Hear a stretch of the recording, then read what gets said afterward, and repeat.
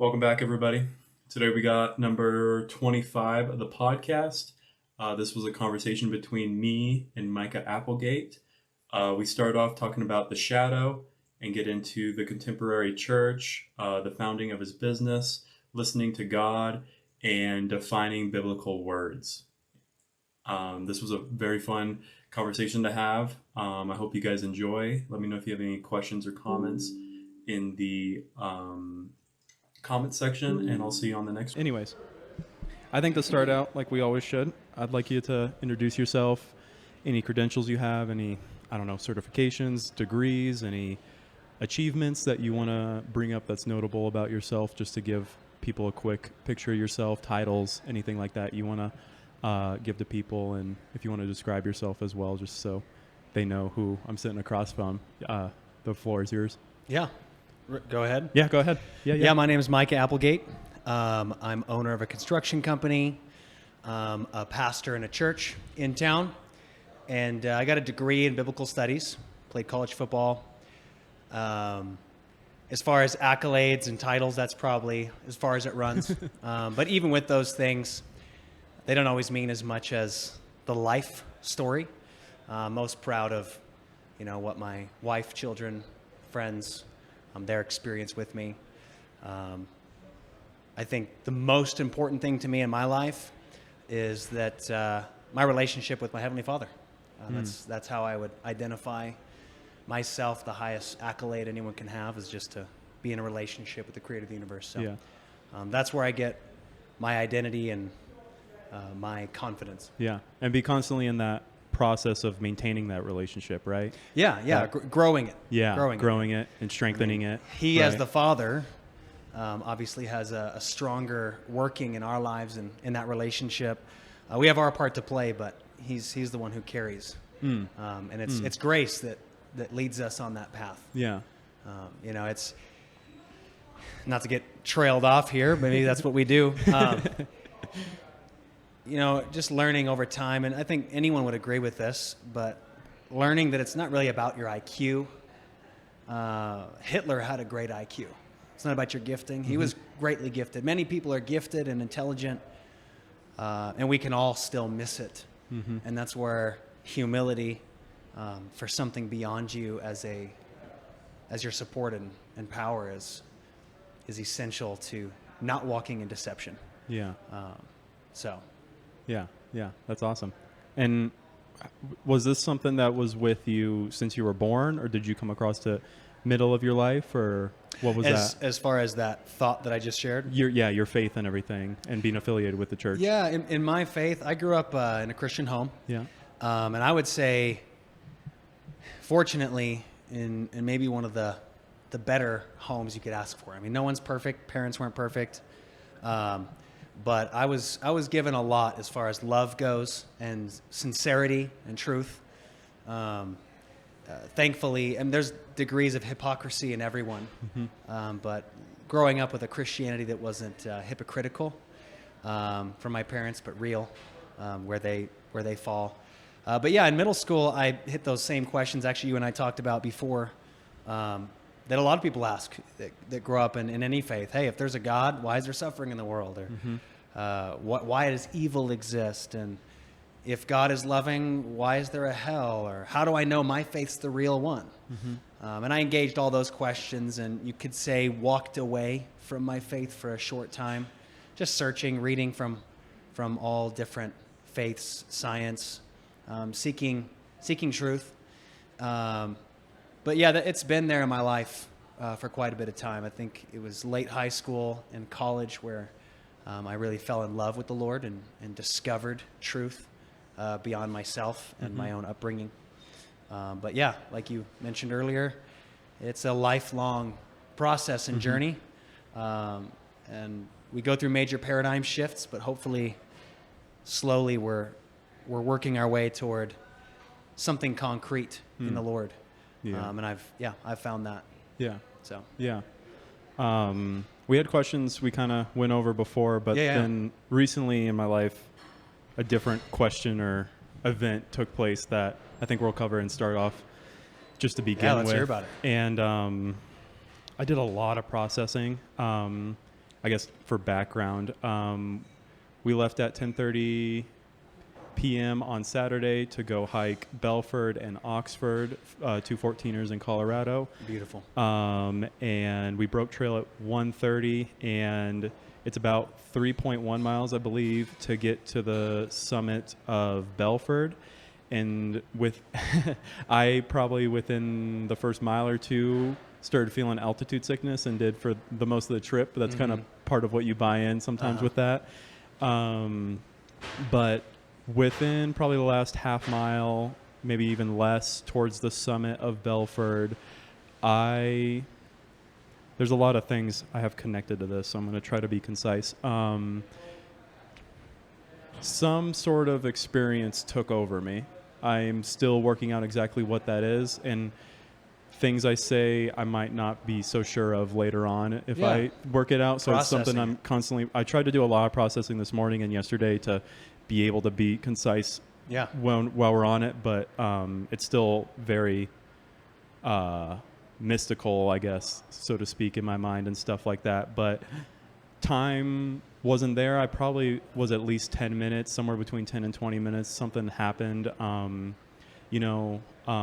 have a slight interest in shamanic experiences from different cultures and religions of just what I've read is they help get to the state where it's through deprivation, whether that's sex deprivation or fasting from food or sleep, or some cultures utilize psychedelics to do things to try to alter the state of consciousness out of your own routines and ruts and those things we do daily that we think make our identity but break us out into new corners and nooks and crannies of our consciousness. And so I might have had something like that. That's what it feels like to me. Sleep was definitely deprived. I drove my friends there, so I didn't sleep that night going there, and then we broke trail and we're hiking. I was pretty physically tired going in. That Saturday I had a hard weight workout as well because I'm very I don't know, I didn't plan well maybe for just simplicity's sake, but also just going in, I thought the hike was going to be a lot easier than it was, and it turned out to be a lot harder. 14ers are no joke. Yeah, I didn't go in with the amount of... Was your first one? Those were my third and fourth. Okay. But I did Grays and Tories before. Yeah. And they're not quite the same. Level. Yeah. And so I didn't go in with the amount of reverence I probably should have as well. And also just personally, just for simplicity's sake, I have a lot going on right now on many different levels. There's a lot of things I'm trying to juggle and balance and keep building or rebuild right now in many different levels, from career to family to my living to my housing is what I mean by that, to my own self-identity and everything like that. So there's a lot of things, and I'm fine. There's just a lot of things that are destabilized as well on top of everything else going on. So I think all those together with exhaustion and altitude sickness allowed my consciousness maybe to reach something, whether some people would say that's religious or whether that's just a mild psychedelic experience. I don't know what it was. There are people that can utilize breathing methods to find psychedelic trips, and there's psychedelic compounds within our brain just naturally. So that's not out of question. I'm not an expert in this, but with all that said, what I did experience it was actually a false summit, but we were very close to the top, which is a funny thing, but very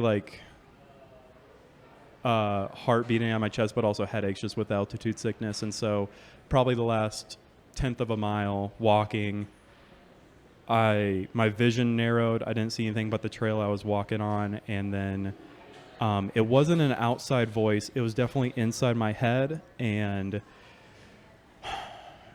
getting off the trail, I tagged the devil to the voice to it, but I think more after mulling over it, I think it was more something like my own shadow was speaking to me. And we were texting about that a bit about that before. It's a psychological idea where there's almost a light and dark in every person.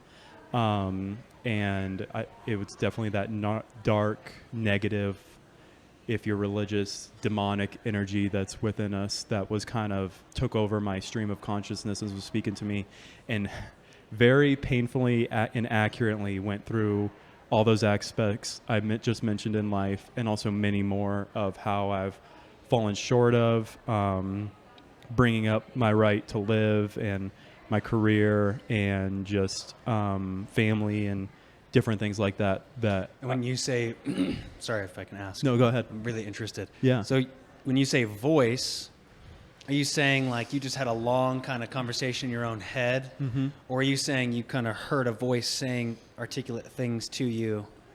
And if so, what did you hear more specifically? So it was a voice of the tune of like, if you're thinking a thought, the voice that's in your head. Yeah, yeah. So it was my own voice. I wasn't hearing things auditorily. And at that time, were you thinking this is a voice speaking to me, or were you treating it as, hey, this is just me and my own thoughts?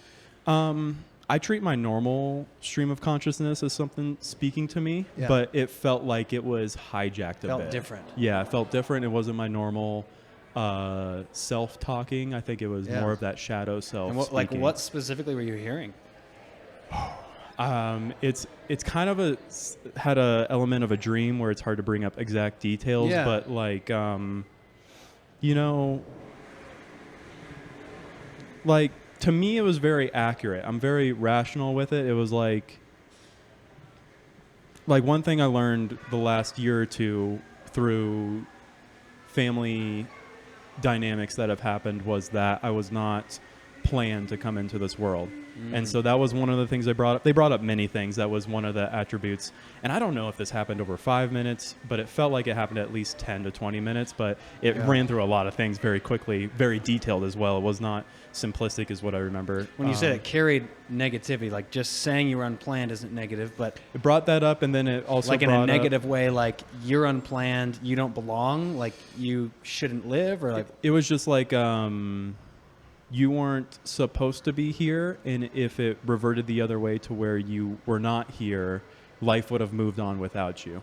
And I, on a very cold, rational sense, that is true.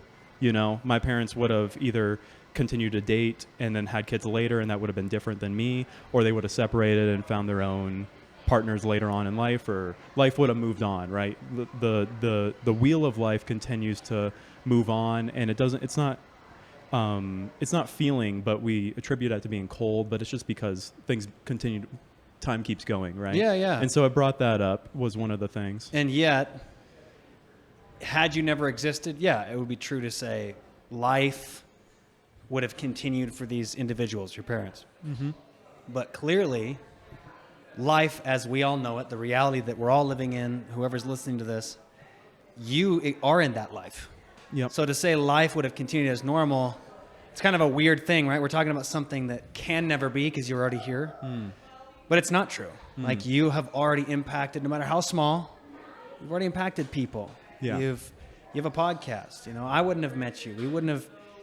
And it's hard to really know the full butterfly effect of your life. Sometimes you get someone who says, "Oh, thank you. I would have committed suicide if it wasn't for you." Like that seems impactful. But what we don't know is that smile, that friendship that you provided to someone. If you weren't there, they'll never even know. Yeah. So I'd say, man, no way. Like your life has impact that we couldn't really say, had you not existed, you know, life would continue as normal. It's like, well, life is what it is today. True. You know, do you have a good relationship with your parents?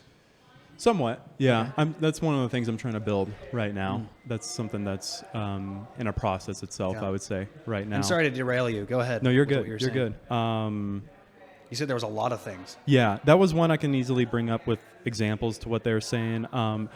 For myself, it would be a step I didn't take, and it would have been taken too far, but it's a possibility of like, oh, yeah, life would have kept going. There's no reason for me to be here in a sense. I agree that that's a step too forward. Yeah. I didn't reach that. Yeah. I would like to think I'm very good at least seeing that possibility, sitting, observing it, and then moving on. Yeah. Right. And to tie it to a topic we can kind of talk about is the that shadow, that darker Yeah. side to us, you know, because I did some stuff on this. Do you know much about Carl Jung, the No. psychologist? No, tell Okay. So I have 2 lines from him that I really enjoy. He has, this one's, I think, commonly used. No tree, it is said, can grow to heaven unless its roots reach down to hell. And it's that idea that to fully understand the good side to you, you have to integrate that darker shadow side of yourself, right? Because the opposite of that is some people will attribute to morality being weak. They'll say, Immorality, you said? morality. Morality. Okay. It's I won't hurt you, but it's actually I'm afraid to hurt you. But somebody that has the power to hurt you, but then doesn't, is actually somebody that has some good characteristics to them, right? There's the examples I love is like Navy SEALs or firefighters or anybody that has built themselves up and fortified themselves so strongly, and they have the 2 parts Jung personally takes is sexuality and aggression is the hardest things of the shadow to integrate within ourselves as humans, because just as humans, that's something that can really control somebody, being a very aggressive or allowing those sexual natures to take over them. But to integrate that, especially with Navy SEALs, that aggressiveness into something to put forward that's good, you know, using your strength and your force to knock down a door and grab a dog or a little kid out of a burning house to then go and save So them. help me understand more what he's saying. So when you say integrate, you mean this Navy SEAL has a aggressive, we'll even say murderous shadow, and you're saying if he could integrate the murderer mentally into himself, he can apply it to a door. Or help me understand. Yeah. An example, like a real example. Yeah, it's the ability to enact force on somebody for negative consequences, but you don't. Is I think hopefully that's simple enough. Yeah, and I'm trying to understand before I. It's the bodybuilder that has worked for 2 decades to squat 1,000 pounds or bench 600 pounds or whatever, and then they don't use that strength to go and beat up people on the street for their money, or they go and rob a bank or whatever. They use that force in a negative fashion. They integrate that aggression to not use it on people negatively, but then they use it to be a very strong and disciplined person to help train other people, or be an example for their kids, or because there's a sense of that channeling that darker side that can come through squatting 1,200 pounds. Help me understand here. I'm going to say kind of my thought on it and help me see if I'm misunderstanding. Go ahead. Yeah. You know, to me, I see that as we're actually talking about you shouldn't cross over the 2 in the same thing. The power to do something and the darkness of. So you got the power to do something, and then you've got the right decision or wrong decision, we'll call it. Kill the person, not kill the person in a certain scenario. Yeah. The power is neutral.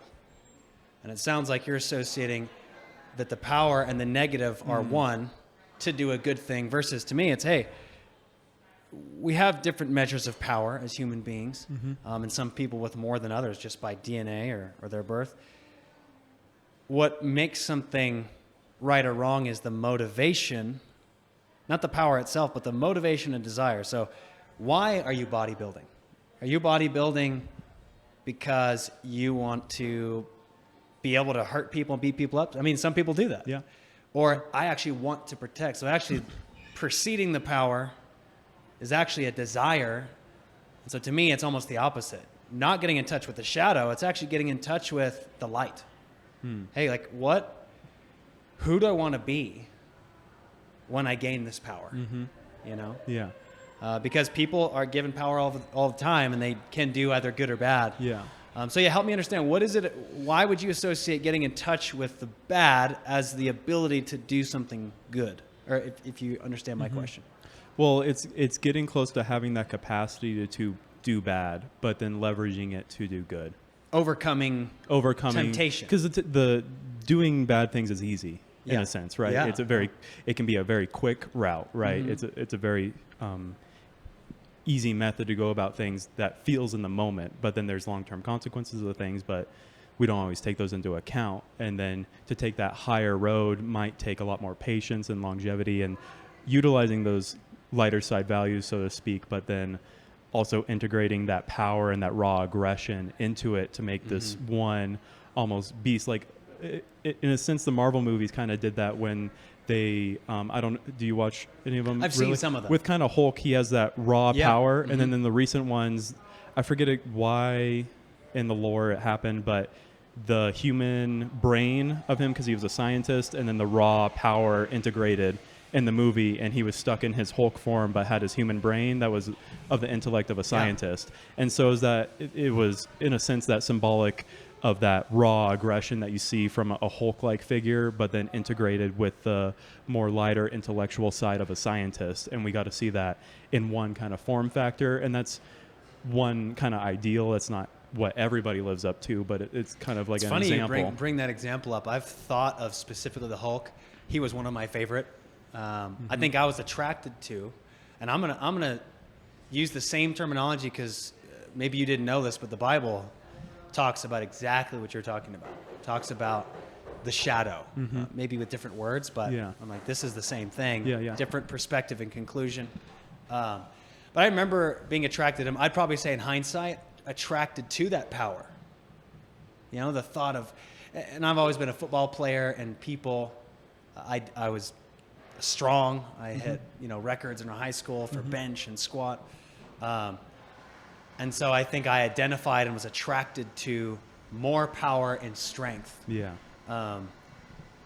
But in retrospect, now years later, I've looked back at the Hulk and thought, the Hulk as portrayed in the movies, there's a little bit for me of a disassociation with reality.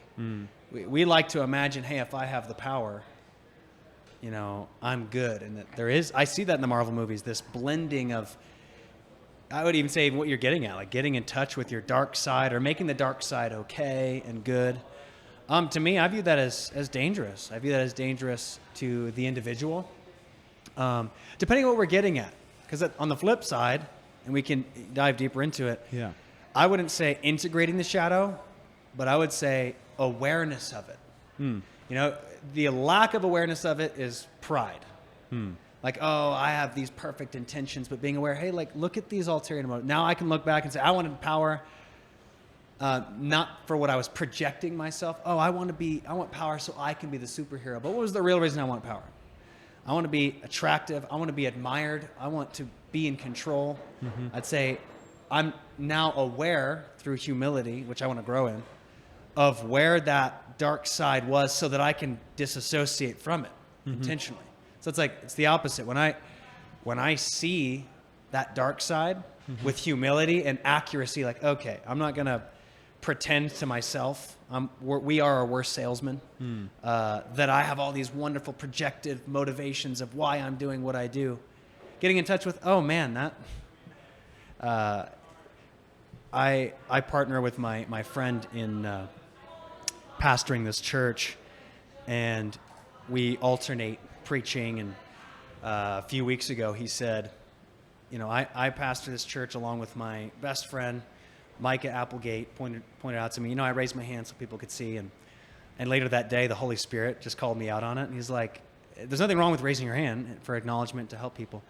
But he was just showing me that piece that's still there of you want recognition.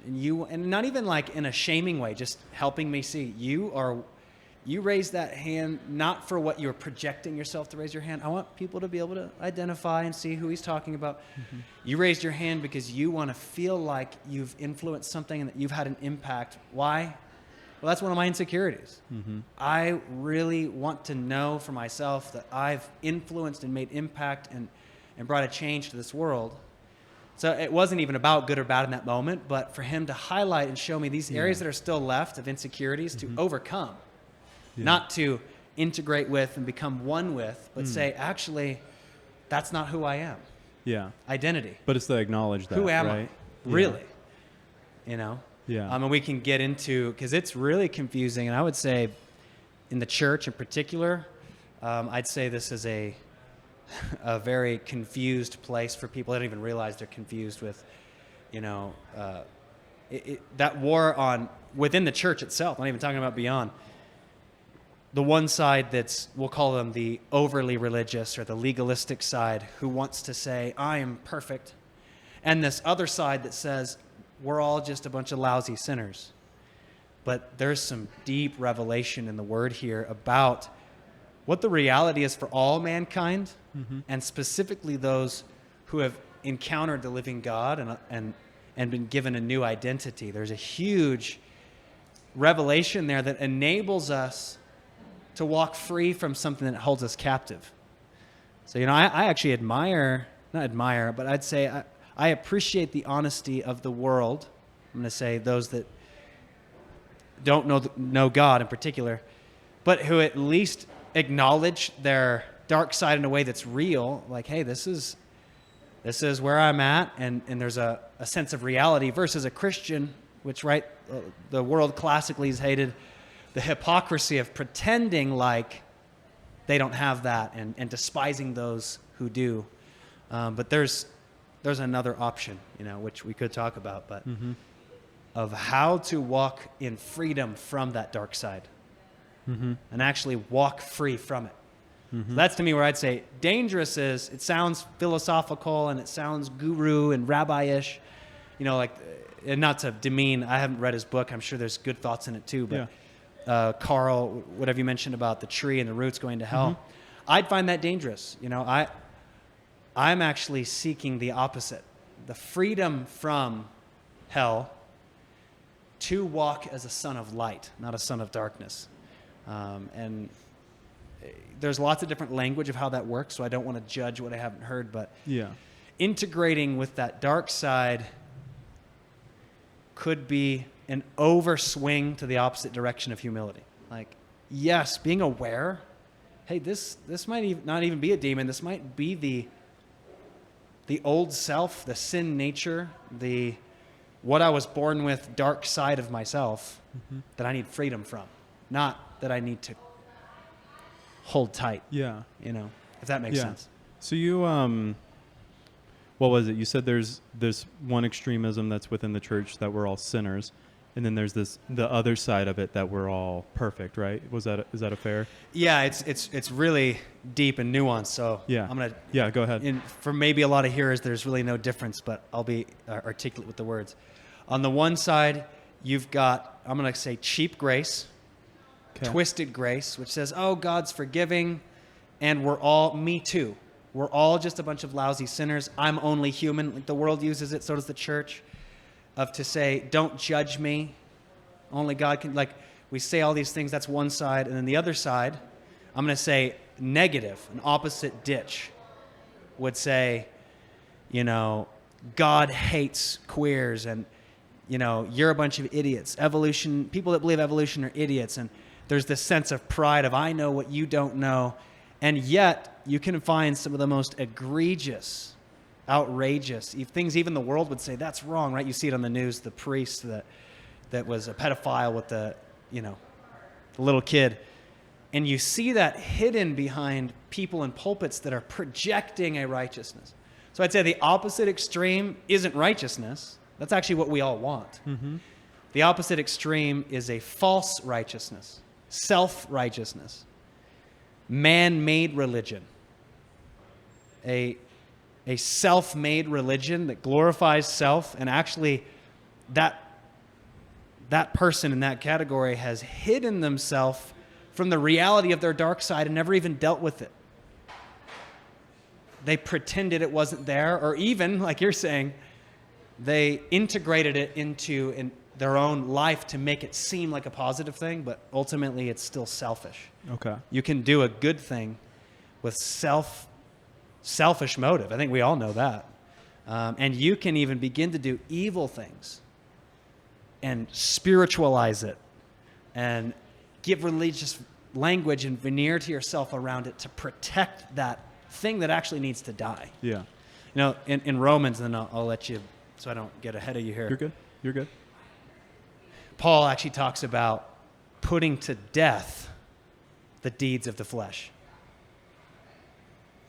And that there's actually a war, and we're actually called to put to death and the Bible calls it the old self. We're actually called to put it to death. It says, if by the Spirit you put to death the deeds of the flesh, you will live. For the mindset on the flesh is death, the dark side. But the mindset on the Spirit is life and peace.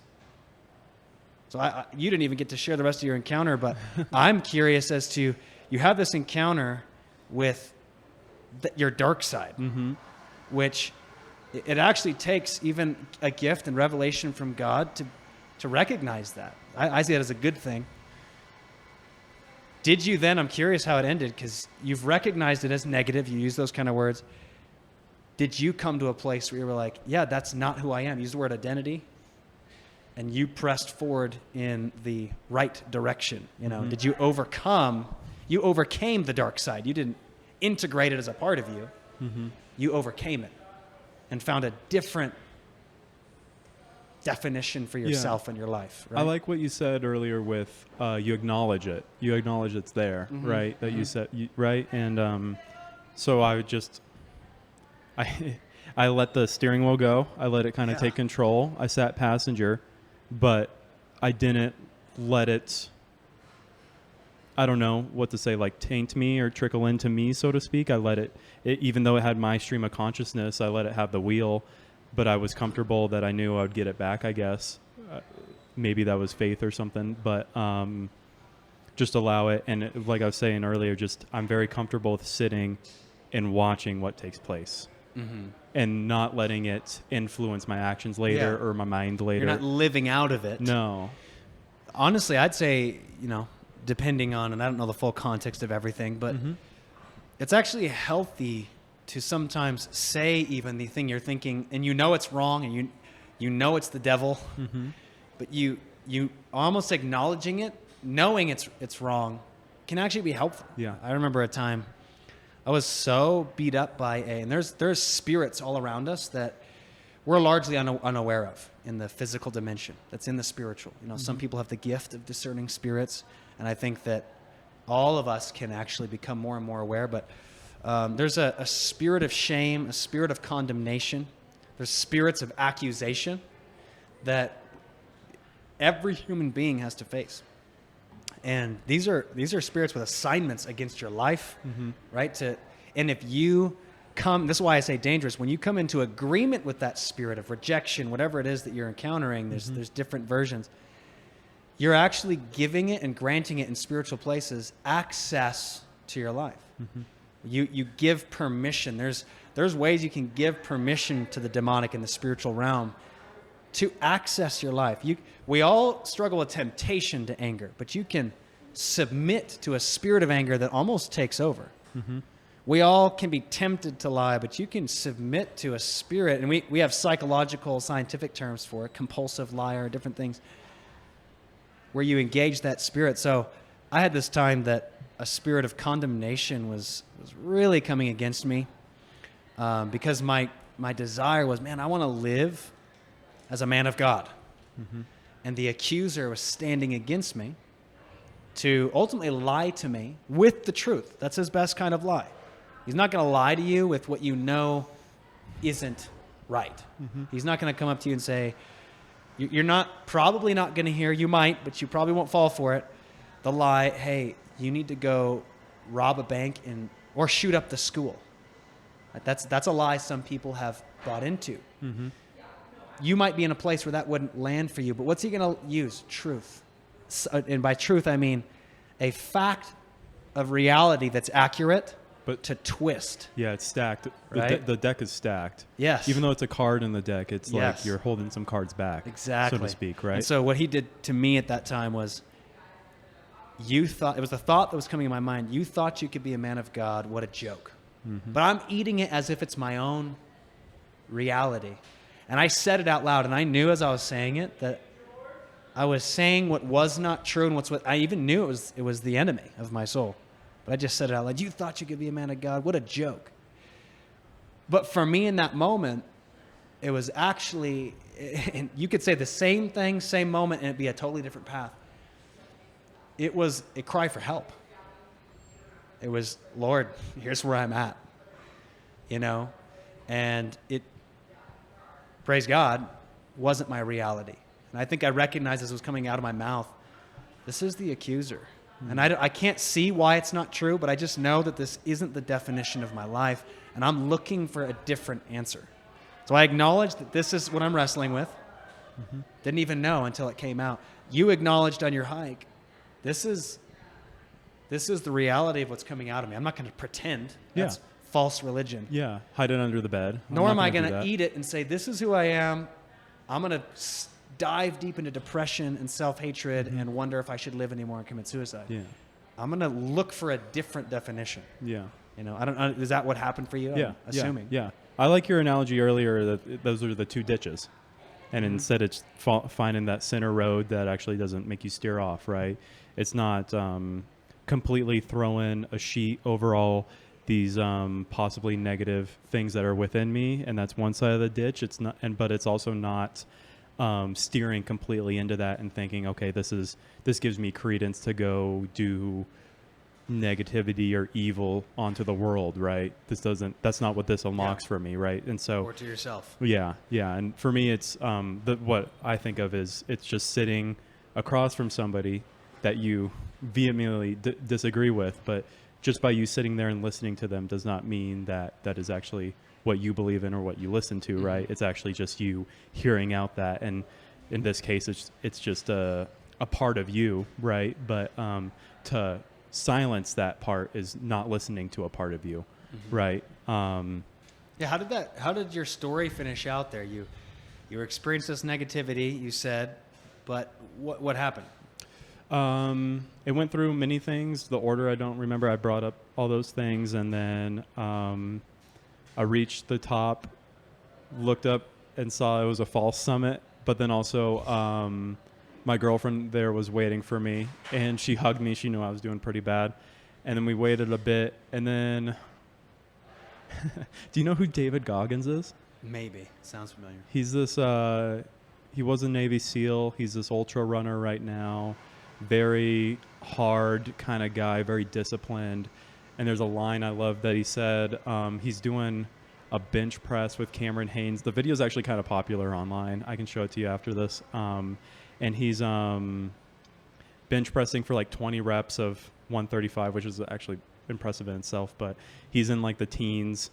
And in between reps, he's saying either who's going to carry the boats, which is a reference back to the Navy SEALs that's actually just carrying the boat, something that brings you passage and safety, right, is what it can represent. But also it's just that willingness to stand up. And when you hold a boat on your shoulders with your crew, every single person takes a part. If one person is either shorter or kneels a bit, there's more weight brought on everybody else, right? So there's a communal aspect to that.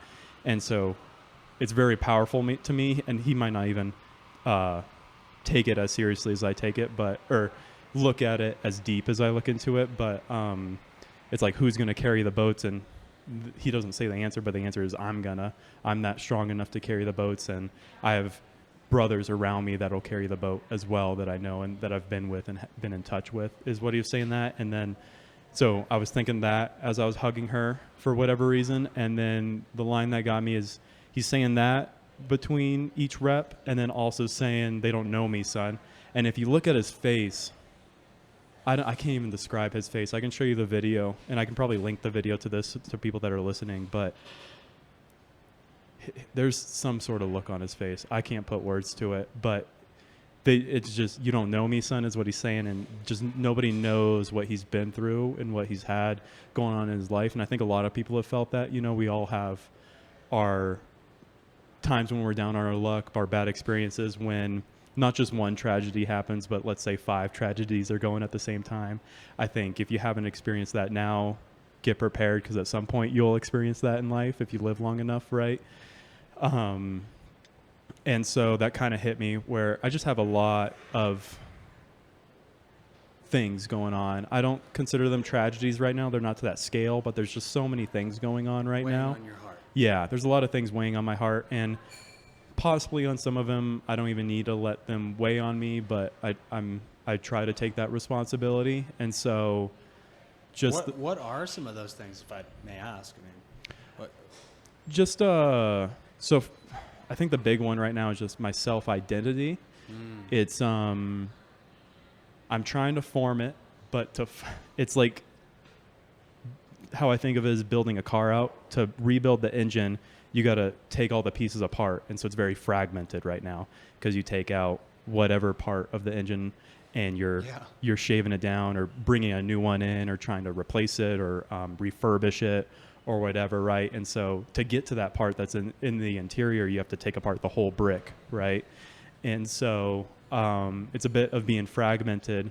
And switching analogies from engine to a boat, I'm still trying to pay my bills, still trying to stay afloat as well, Life right? is still so happening. repairing the boat as you're still trying to sail and Yeah. be afloat, pay your bills and everything like that. And so making money, which is 40 hours a week right now, which takes mental energy and time away from fixing the boat to go faster, but you need to still stay afloat to repair the boat. And so doing that, and then having thoughts of I might be not on quite the right boat I want to be on. So trying to keep with the analogy, looking towards the ocean, the horizon of, is there a different boat that's actually more core to me and something I could sail on till the end of time?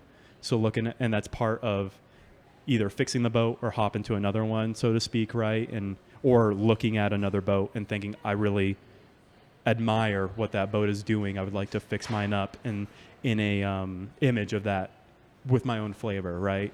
So I'm totally tracking with you. Tell me if you could, because I totally get the I don't know of it, because that might even be the answer. But if there's permission for yourself, you know, because I've been in your shoes, you know, still am in different ways, different times. When we're talking about the question of identity, who am I? You know? But what's your best answer? And it doesn't have to be the final definition, the final say over you of who am I and what is this identity? And if you don't know, like, what's the biggest question you're facing in the question of who am I? Like, what is it that's stopping you up? What led you to a place that you knew you needed to be put together, needed a new engine or whatever? That's tough to answer. It's not an answer to your question, but what came up in my mind was the thing that has been the most foundational to me has been physical exertion. Since midway through middle school is what I'm trying to say. My dad got me into the weight room, and I was always in sports since middle school and everything like that, and even before, actually, with hockey in elementary. And that was just always something I had. I was in elementary and middle school below grade level in reading and writing, and now that's something these days I steer into. But back then, I was not proficient in those, and school was never necessarily aligned with me. And so that was an outlet for me always. Up until sort of recently, I've always had physically laboring jobs as well. So not just as an outlet to make myself better and stronger, more disciplined through the weight room and everything like that. It also was a way to make money. It was a way to have a career as well by doing landscaping in high school in the summers and stuff like that as well. And so that's, I know this doesn't answer your question, but that's been a foundation for me. Whenever I know I'm stressed or tired or foggy headed or anything like that, I know I need to be doing something physical. I feel a lot better after the gym. I feel physically tired because I work myself, but rejuvenated mentally, that a fog lifts. And so that's always been a foundation, thankfully, for me right now. I know I can have hard days. And that came up for you in my question, which means there's significance there, even if you're not touching it. Maybe you know exactly why that's what comes up for you. But I think for now, that's the foundation. And now, right now, that identity is in exploring what type of intellectual I am, and then also what type of spirit I have, I think, as well, if that makes sense, what exactly that means for me, because I've already figured that out. And I guess maybe a follow-up question on what you shared then is, are you saying that in this place of release physically, has that been a been positive in the sense of you get to not face this demanding question of who am I? Like it's for some reason that you're able to get away from that question that's bothering you? Or would you say, actually, in that place, there is something of like, I feel like this is part of who I am. There's something of a calling for me in physical release, or what would you say you're getting at there? I don't know. I feel in tune with reality whenever I interact with it physically. Whenever my hands are gripping the shovel or the weight or whatever, because it's very easy to have that tactile stimulus, and you actually feel one with the earth itself or with the structure of reality itself, right? Because we're all a part of that. And while you have your atoms, you actually get to touch and feel the atoms of the things around you, right? And to not, like, I love the weight room example, to have I love kettlebells, so to work. Get those hammies tight. Yeah, a 60-pound kettlebell, and you're grappling with a very humbling bit of reality, because it's something that a tool used correctly can crush your spirit, so to speak, in a humbling sense of wow, that really was a real ass kicker there, and then to in a sense put faith and discipline and time into it, to where you get a hold on to the 70-pound kettlebell and level up and hold on to an even stronger bit of reality, so to speak, has been, I think, when you look at it philosophically, that's been very powerful to me. And I think up until recently, I was able to verbalize that, and then just non-verbally, I was constantly figuring out bits of that since middle school. And then by getting into community college, I was starting to, after high school, I had no sports, so all I had was the weight room. And then in the last year and a half or so, I had climbing. So I had the weights that I like to keep training on, but then I actually had a sort of sport to kind of put myself forward into lately. So that's always just been a safe foundation for me. I like the way you put that. I don't know if this lands for you, but recent conversations popped into my head from others. We have an exhausting paradigm, worldview, cultural truth. When we say paradigm, it's the lens by which we see the world that we're not even aware of, that you're just given. And it's okay. It's not wrong to have a paradigm. Everyone has them. We'd like to say unbiased, but at the end of the day, we have paradigms. One of the cultural truths, it's almost like an underwritten rule in our culture right now, which I would say is a lie, is what's true for me is true for me, what's true for you is true for you, and all truth is truth, and all paths lead. And it sounds nice, but it's exhausting in the actual quest that's written in all of our hearts. We're looking for something concrete. We're looking for truth, and yet we're being told that we're not allowed to reach a conclusion because that's wrong and intolerable. And it's interesting that, man, doing something concrete, connecting with something that's finite, that's true, that's mathematical. I got a 70-pound kettlebell. I am experiencing a release, especially from where it sounds like you're out in this quest for truth. St. Augustine, a famous church father, said, sorry, there's little kids watching. Hi. He said, our hearts are restless until they find their rest in thee. We're all on a quest for peace. And everything promises peace. Even with unspoken words, there's this constant sales pitch from everything. If you, right, the adulteress, the prostitute, come to me and you'll experience that whatever you think you're looking for, you're not even aware of. Maybe a certain philosophy, a certain religion. Come over here and you'll find peace. There's the devil himself. Come and be angry, be a victim, and you'll find peace. People don't even realize it's I have so much compassion in our culture because Satan's pushing hard on the victim card. If we could all just be a victim of, look what my parents did to me, look what the world's done, look what the government's done to me, and I have the right to be angry, and I have the right to be sustained by someone else. You owe me. We think everything promises peace, and then when we pursue them, we don't find it. And I think religion is the man, and I'm saying in the bad sense, man-made religion is one of the worst hamster wheels there is.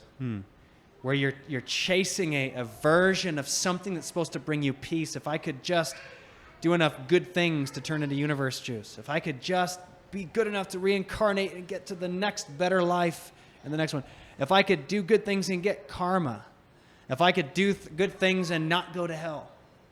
Right? There's versions of this chase and quest for peace.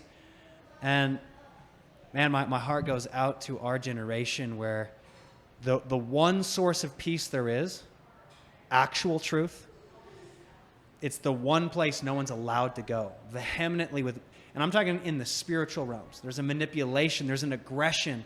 You're not allowed to go there. You're not allowed to believe that. You are a Neanderthal if you stand with truth. You are a bigot if you stand with truth. And yet, that's where the peace is found. And Jesus said, my peace I give to the world, but not as the world gives. Sorry, he said, my peace I give to you, but not as the world gives do I give you peace. In other words, and he says right after that, in this life you will have tribulations.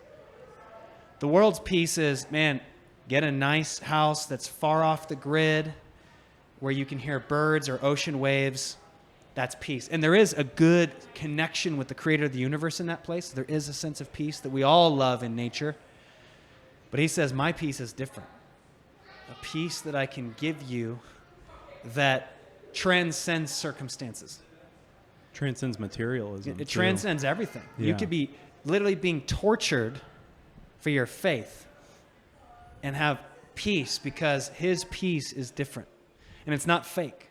There's a lot of people that fake peace. We fake it to ourselves. I found it because we so badly want to find it. We can project it, and yet we're still chasing on that hamster wheel. I don't know if that makes sense for you, but I think our culture, more than ever right now, it's so confusing for someone like you. Not everyone, it seems, is always on the quest for truth, but when you're on a quest for the reality, the higher power, God, the divine, what is true, this culture makes it really exhausting for you because you have to break all the rules to ever find peace, which is found on solid ground. Jesus Christ, the one who gave you breath. It's like the one person whose name is the Prince of Peace, you're not allowed to know. You're not allowed to believe. You're not allowed to go that, or you're an idiot, you're a bigot, you're a fool, And sorry to keep running on this here, but this quote just jumped in my mind today, and I was saying it as I was driving to work, and it came from a missionary who gave his life. He sold everything to go and give his life up, and he ended up actually dying. He got speared by cannibals. He said, sorry, not by cannibals, by some tribal people. I think I remember this story. And he says, he is no fool who gives what he cannot keep, his life, to gain what he cannot lose. And when Jesus says, follow me, he's walking toward a cross. He said, the world's going to hate you. It's going to be brutal. But this is the path and road to peace and life. Everything else is a ditch on either side. The world, foolishness, religion and man-made religion is another form of foolishness to God, even though it might appear wise. There's an emptiness in it. There's a chasing. There's a hamster wheel that is only found in he who said, come to me, all you who are thirsty, and I will give you a drink. Right? He says, come to me, all you who labor and are heavy laden, and I will give you rest. It's found in him. So I know that resonates, but our culture itself makes it exhausting to start this journey. Yeah. I think that circles back to that unraveling of the identity and how that connects to career, because I don't want to be a common man.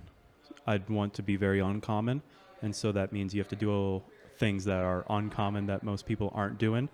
And while you still need a little bit of an integration of tradition of the past and everything like that, there's a bit of some, I don't know, nuance or adaption that needs to be at play, and the system, like you're saying right now, does not prevail for that, for somebody to pursue that right now, like you're saying. And so that's also the career part that's destabilizing, is how do I align that to a way that still feeds me and houses me, but also still aligns with what I'm trying to accomplish within truth and within. Why would you say, totally different train of thought, but why do you say, or what's important to you in being uncommon? Not even necessarily what does that mean, but why? Like why? And I think most people would identify with that, but just to go another layer deeper, why do you want to have a life uncommon? What is it for you that's... Yeah. Well, where do I start with that?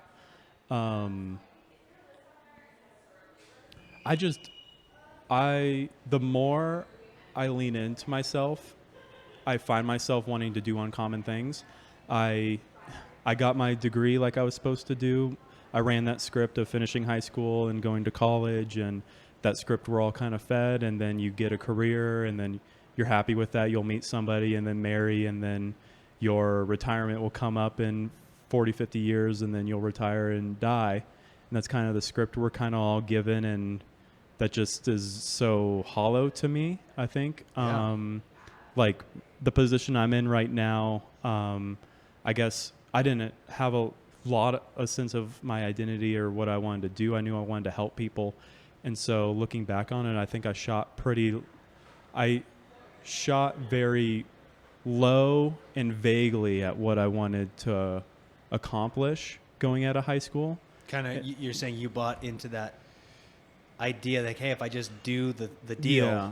I'll find it. I bought into that script, and I did something that was true to me, which I want to help people, but that's such a vague thing to pursue, right? And so if you picture like shooting up to something, the trajectory, because I was so vague, was I can shoot very high or very low, and that's not something to necessarily bet on, right? If you want to shoot high, because you can run yourself right into the ground with a very low shot.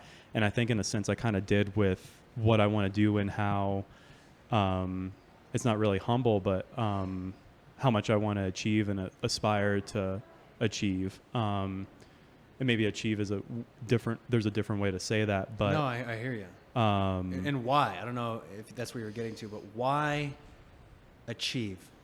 Well, in some sense, like I got my degree last year, 2021, and had a job I thought I wanted to be in, and that within it took a year for it to fully kind of play out, but really went sour on me within human services right now I'm in. And I landed this job in senior care, and my position is the assistant director. And in the last month or two, I had the opportunity to possibly be the director, and had zero interest or drive to want that at all.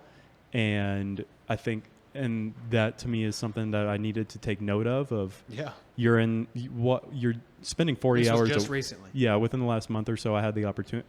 The position was available, and Yeah. I'm the assistant, so I mean, it's almost logically to apply for it, right? And so, And the thought of it, somehow you knew as it was offered, this isn't necessarily what I'm looking for. yeah. How did you know that, and what are you looking for? Well, right when it was available, I had no thought of like, oh, this is an opportunity. I just saw it as, I didn't see it as an opportunity, for one, which I think is notable, just through my own psyche. Also, just my position that I'm in currently. When I meet people, or family is asking me how I'm doing, what I'm up to, or something like that, it's one of the last things I tell them, which means I don't really have a lot of pride in the work I'm doing right now, which that really bothers me. It's not like I get depressed or anxious about it, but it's very notable, right, to be spending 40 hours a week on something, and It's not hitting the mark for that uncommon thing you're looking for. yeah, or that thing to just be proud about, to come home at the end of the day and be like, I did something that And was. What would that be? That's part of Like you're not sure? Yeah, that's part of what I'm pursuing right now. I think I've figured out the trifecta of things that I like to do. The way that manifest is going to have to play out, but part of it is writing. I really enjoy that, and so I want to pursue that in a sense that'll make money, whether that's through essay writing or book writing. Something you can be proud. You feel like you'd be more proud of that. Yeah, and partly because, like we were talking, I think before we started this, that forces me to learn and also formulate my ideas and be coherent in what I'm writing, and it forces me to actually have strong ideas. It makes me actually fortify my ideas. I've really enjoyed writing like that. And then part of it is I love to teach. So the writing and discussion, and I try to call it the trifecta so it's nice and clean, but things interlap and stuff like that. And so ideas I can chip out through writing, but then also through conversations, really learn things through other people, and also try ideas out on them in real time on this, which is very fun.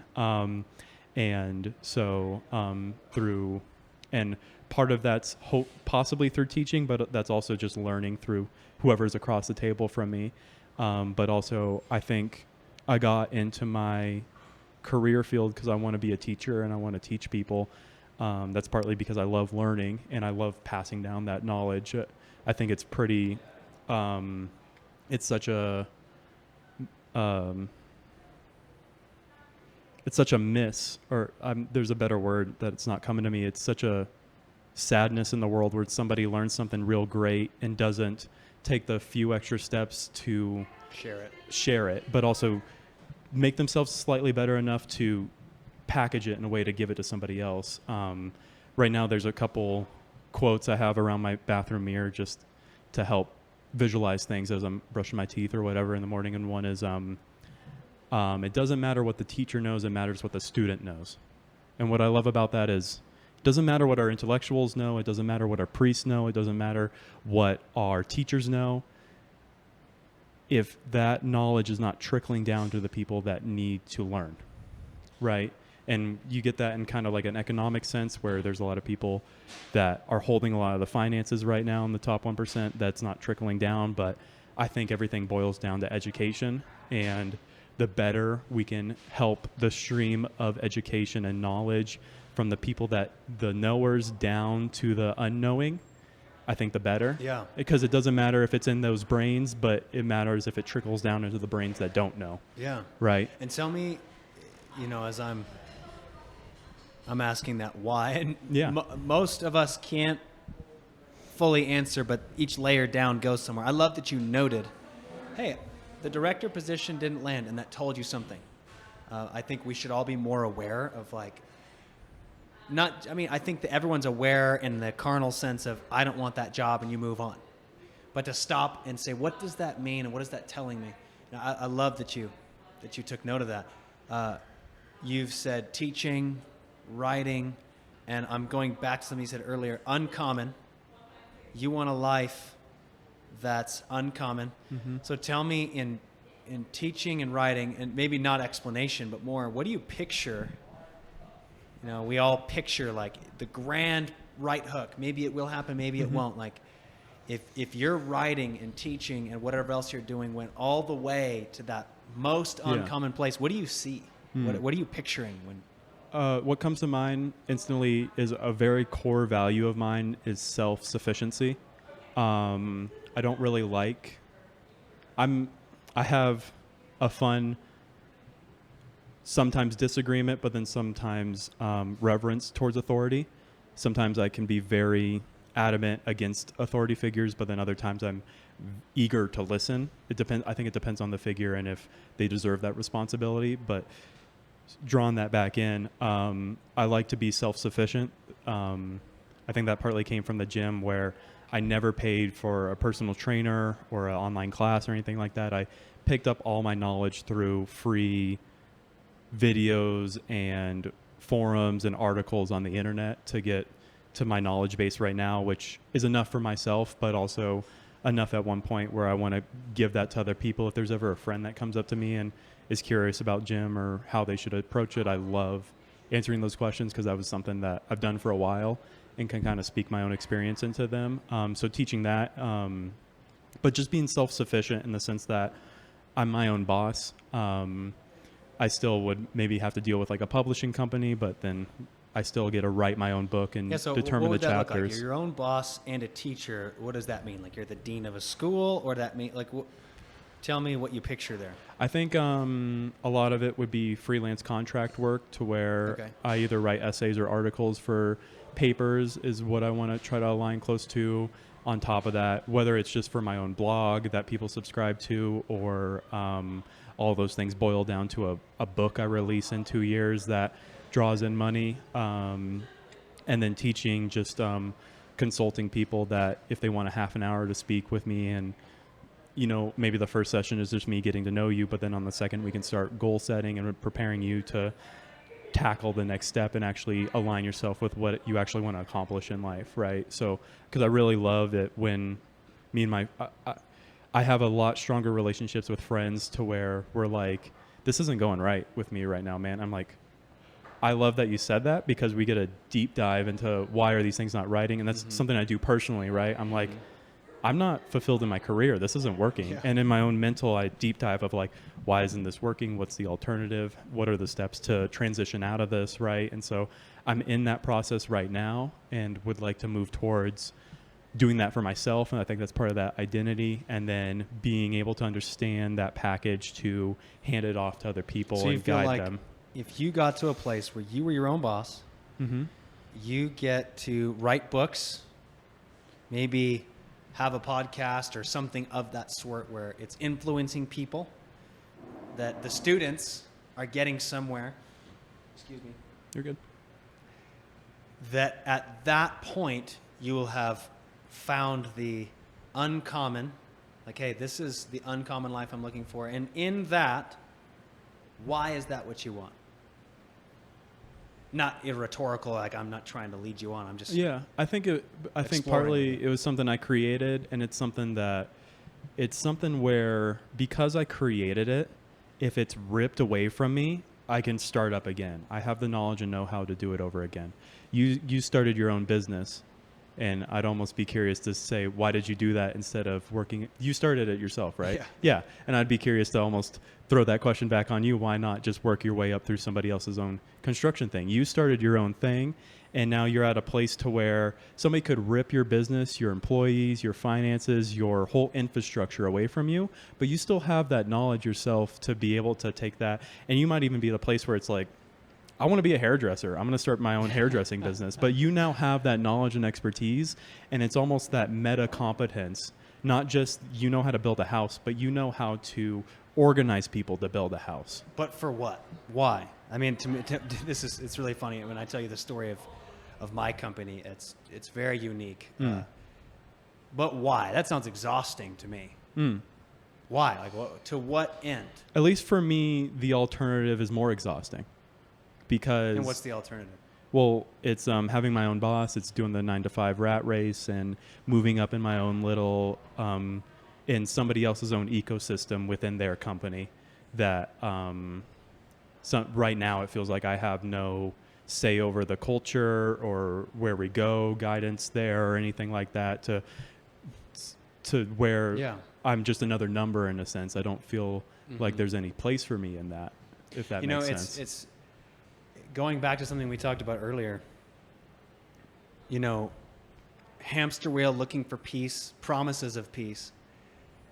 This is one of those areas that there's a promise of peace, a promise of that achievement, a promise. And those, I actually believe, are God-given qualities, the image of God in us. We all know that we're called to greatness. We're called to more. We're called to bring impact. We're called to do what lasts forever. We want something, and that's why you're mentioning the students. Like, man, I don't want to just do it. I want a layer deeper. It lasts forever, right? But I think that if you asked, and I don't want to speak for everyone as a generalization of the whole world, but it's interesting. Me and my business partner, he was in a group of CEOs, business owners, talking about their life, and they are fried, they're exhausted, they're tired. It's I want to be an actor one day, I want to be millions of dollars, and then the overdosing of drugs that you see it on People magazine, It's like it's so in front of us and so blatant, and yet we all keep believing the same lie. If I could just get there, then I'll have what I'm looking for. And the reason we believe it is because we know that what we have isn't hitting the mark. It's like a director of the nursing home isn't going to do it. Oh, that's surprising. Okay. Then maybe something else. Well, if I could just get here, then you get there and you're like, okay, that's not it. If I could get somewhere else. Mm-hmm. I'm faced with the reality of, and I have been in multiple different ways, faced with the reality of losing the whole construction company. And we don't have to dive on this. I'm curious to keep going on the thought we're in, but just as a point of you asking the question.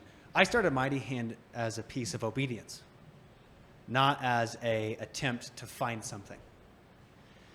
The Lord, in a place of total surrender. Can you really build out what you mean by obedience? Yeah. Like really, detail that out for me. What do you mean by that? I always thought, and I want to say similarly to you, but I don't know you the way that you know yourself, or even more than that God knows. But I feel an affinity with what you're looking for. My version of it, an application, I think same heart, but from our own experiences in life, we're applying it to a different, uncommon landing pad. Mine was going to be, and I didn't even have words for it. I just knew it was something out there, something big. I want to write books. I want to be a preacher. I want to bring revival to America. I want to be someone who, and it wasn't even about me having a great name, though I do have to die to that. That's that shadow that I have to put to death when it's there. But I wanted to have great impact. And I wanted to, and as I keep walking on my journey with the Lord and discovering what's important to God isn't always what's important to man, and realizing this life is going to be over. Every book you or I write, it's going to be gone. Mm-hmm. It's going to fade. And there are figures that last in history as in we study their names. But this whole world and all of its history is going to pass. And when you get in tune with that reality, there is a sense of vanity. The biblical word vanity, actually vapor, like a mist that comes up and it's gone. It's just a mist. The striving to have tons of influence and become that one person that influenced you. And I found a place of surrender to God of just like, you know what? I always thought I wanted to be a pastor. I always wanted to be a preacher. I always wanted to. And God had actually told me early on in my journey, wait. And I had ministry opportunities, and I decided to get a construction job out of obedience to wait. Now, I thought that waiting was going to be a very short time. I couldn't imagine he was going to make me wait as long as I was in construction. My plan was always ministry, was always impact in that way to influence people. And I think with good desires. But he loves me more than what he can get from me. God doesn't need my help. Yes, he will use us to advance his kingdom, but he doesn't need my help. And he actually cares about me more than using me. In other words, there are many people that are used for God. And Jesus actually said, on that day, many will say, Lord, Lord. And he'll say, I never knew you. Who are you? He said, we did mighty miracles in your name. We prophesied in your name. We cast out demons in your name. He said, I never knew you. Depart from me, you workers of lawlessness. So simply being used by God, I began to learn, man, that's not it either. And I remember one day I was driving home from construction, frustrated with my reality, but not even knowing the reality I wanted. And I said, I just want to be, and I thought what I intended to say was a pastor. Just want to do ministry, like the different things that come out of my mouth. And it wouldn't come out because I realized this is no longer true for me. And I was upset that it wasn't true for me. That's what I always wanted. And all that came out was, I just want to do your will. I just want to do what's pleasing to you. I just want your pleasure. I want your smile. Because I was gaining a reality that there's something much more precious and lasting when you're in tune, not just doing things for God outwardly. Oh, look, I gave to the homeless, or wow. The outward religious stuff's easy. It's easy to latch onto that and get a sense of identity with the thing I did. But to find identity in the fact that I'm his son, is something that no one can take from me, no one can strip from me. And the reality that what I do in obedience lasts forever, no one can take. So when he said, well, first I went on my journey, really, it's a lot of self-denial, a lot of fasting, a lot of pursuit in that way, crying out for God's voice, and not going into detail now, which I'd be happy to, but long story. But it was so painful, the hunger. I don't know if any you've ever experienced it, but the hunger was almost physically manifest. It was like a knife in my heart. I so deeply want what's true. I want him. I want his presence.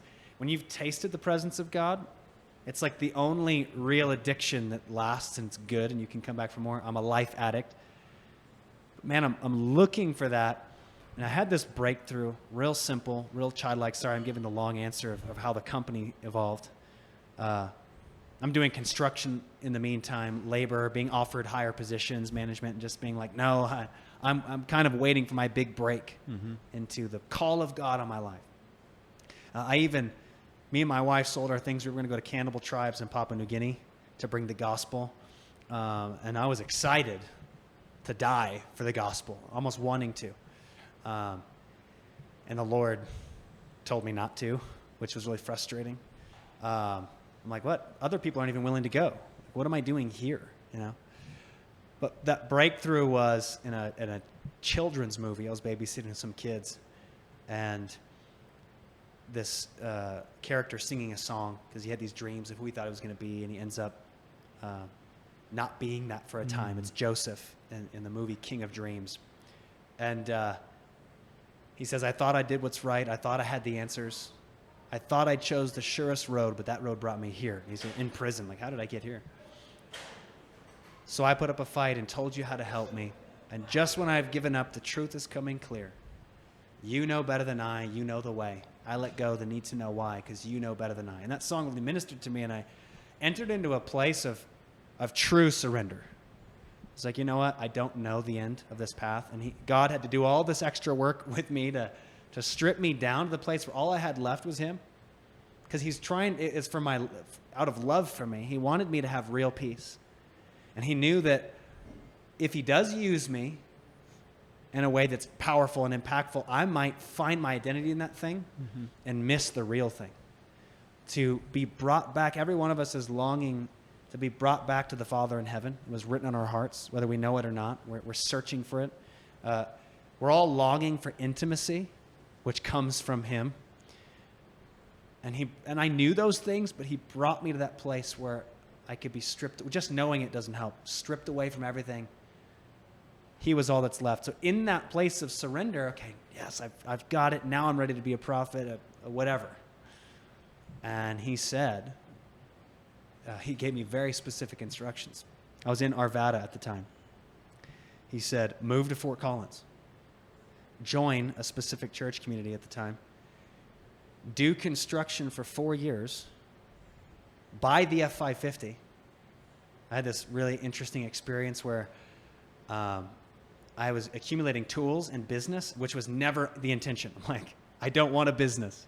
I viewed down on business, down on wealth, down on having it. I think with even good reason. And I still do. Like, I'm not after, like, me being a CEO is funny, you know, it's really funny. But just the way that people view me now is just funny. I'm like, 4 years ago, I made a wager with God. I said, if this next customer takes my bid, I'll take it as a sign. I'll stay in construction. But if they reject the bid, I'm selling everything. I'm doing a 40-day fast or until you show up. Like, I'm going to make God say, uncle. And I really jacked up the price. Like, excited to not do this business. I was looking for every opportunity not to. Well, they accepted. I'm working for this other client, and she happened to believe in God. And I said, well, hey, will you pray with me? I have all these tools. I have a Bronco at the time, an XL 96 Bronco XLT, which was a cool car. I loved it. But it's not for transporting tools and materials. So I got tools at customers' houses. I was living in someone else's basement with my wife and 2 children at the time. I'm like, I need somewhere to store my tools and drive my tools. I need a truck. I don't have any money. Zero in savings. nothing in checkings. And I said, let's pray. And so we pray that God would provide a truck. And in walks a different contractor who doesn't know me. He said, what are you guys doing? Like, oh, just praying that God would provide for me a truck. And he said, weirdest thing, something told me on the way over here, I'm supposed to sell you my truck. And I'm like, okay, that's not coincidence. But it's an F550 flatbed. Mm-hmm. Like, this doesn't improve my situation, it makes it worse. You can't store things on an F550 flatbed. And I don't have any money anyway. And I have nowhere to park this commercial vehicle. I'm living at someone else's house in their basement. And so I said, hey, well, I mean, it sounds interesting, but I don't even know what to pay, And he's like, just name your price, whatever it is, I'll give it to you. At the time, this vehicle is worth about $13,000. And I said, $4,000. And he said, all right, it's yours. And I said, well, I don't even have $4,000. He said, just pay me back when you can. Make a payment plan that works for you, and you don't even have to pay me for a couple months, see if you like the vehicle. Like, this is really interesting. So in this moment of surrender with the Lord, he said, buy the F550, move to Fort Collins, do construction for 4 years, and then I will have you speak to peoples, nations, and kings. And I said, all right, Lord, well, I'm not interested in following my own voice. If this is you, would you confirm it? Would you give me a sign? Would you give someone a word at the church gathering I'm going to on Sunday? So I drive. I expect that someone's going to give me some kind of prophetic word, and nothing happened. And I go to my friend's house, who's now my business partner, and who also we launched this church together. But at the time, he's working at Verizon, and no construction experience, didn't even think of it. He's like, yeah, I felt like the Lord told me this year 4 years, and then I will send you. I thought, that's pretty much what I heard. I wonder if that's confirmation. And anyways, it's a long story that I've drawn out, but I just went, didn't have any references up here, didn't have anything. And honestly, the picture I had in my mind was, I'll just do some remodels out of the back of my truck. I have a high value for simplicity. I was trying to get rid of my phone and be totally like off grid, not have a car, but that doesn't work with the field he has me in. But yeah, because my identity and my purpose behind it was just to walk with my Father and be with him, my joy can't be taken from me. My peace can't be taken from me. And I have faced every challenge in the company, taking risks that no one else would make, because it's what God said. And oh my gosh, they're unbelievable. Unbelievable. I mean, to me, I'll tell you this, I don't know what you think of it, but to me, they're testaments that no one can explain. I get up, I'm driving down to Denver to finish up a couple of jobs while I'm in Fort Collins. Literally every single thing was the voice of God. Like, well, Lord, should I go to Indeed.com? No, you're going to meet these 4 guys here. And that's exactly the way it happened, and they all worked for me. And it was just like little pieces along the way. It was all one big accident. I would never have asked for this. Never.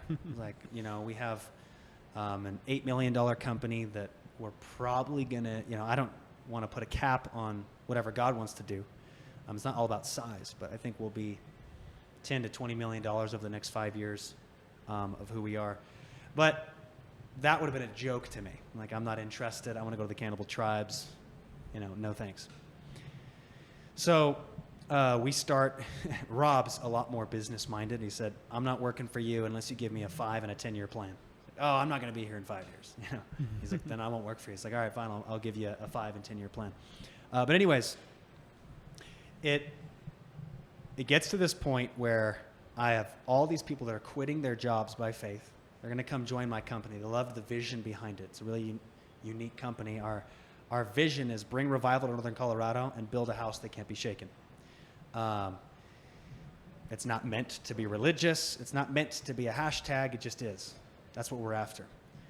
Construction is our vehicle to do that. But the day before they all start, the Friday, they're going to come all on Monday. They put in 2 weeks notices at their jobs. Every one of my projects canceled.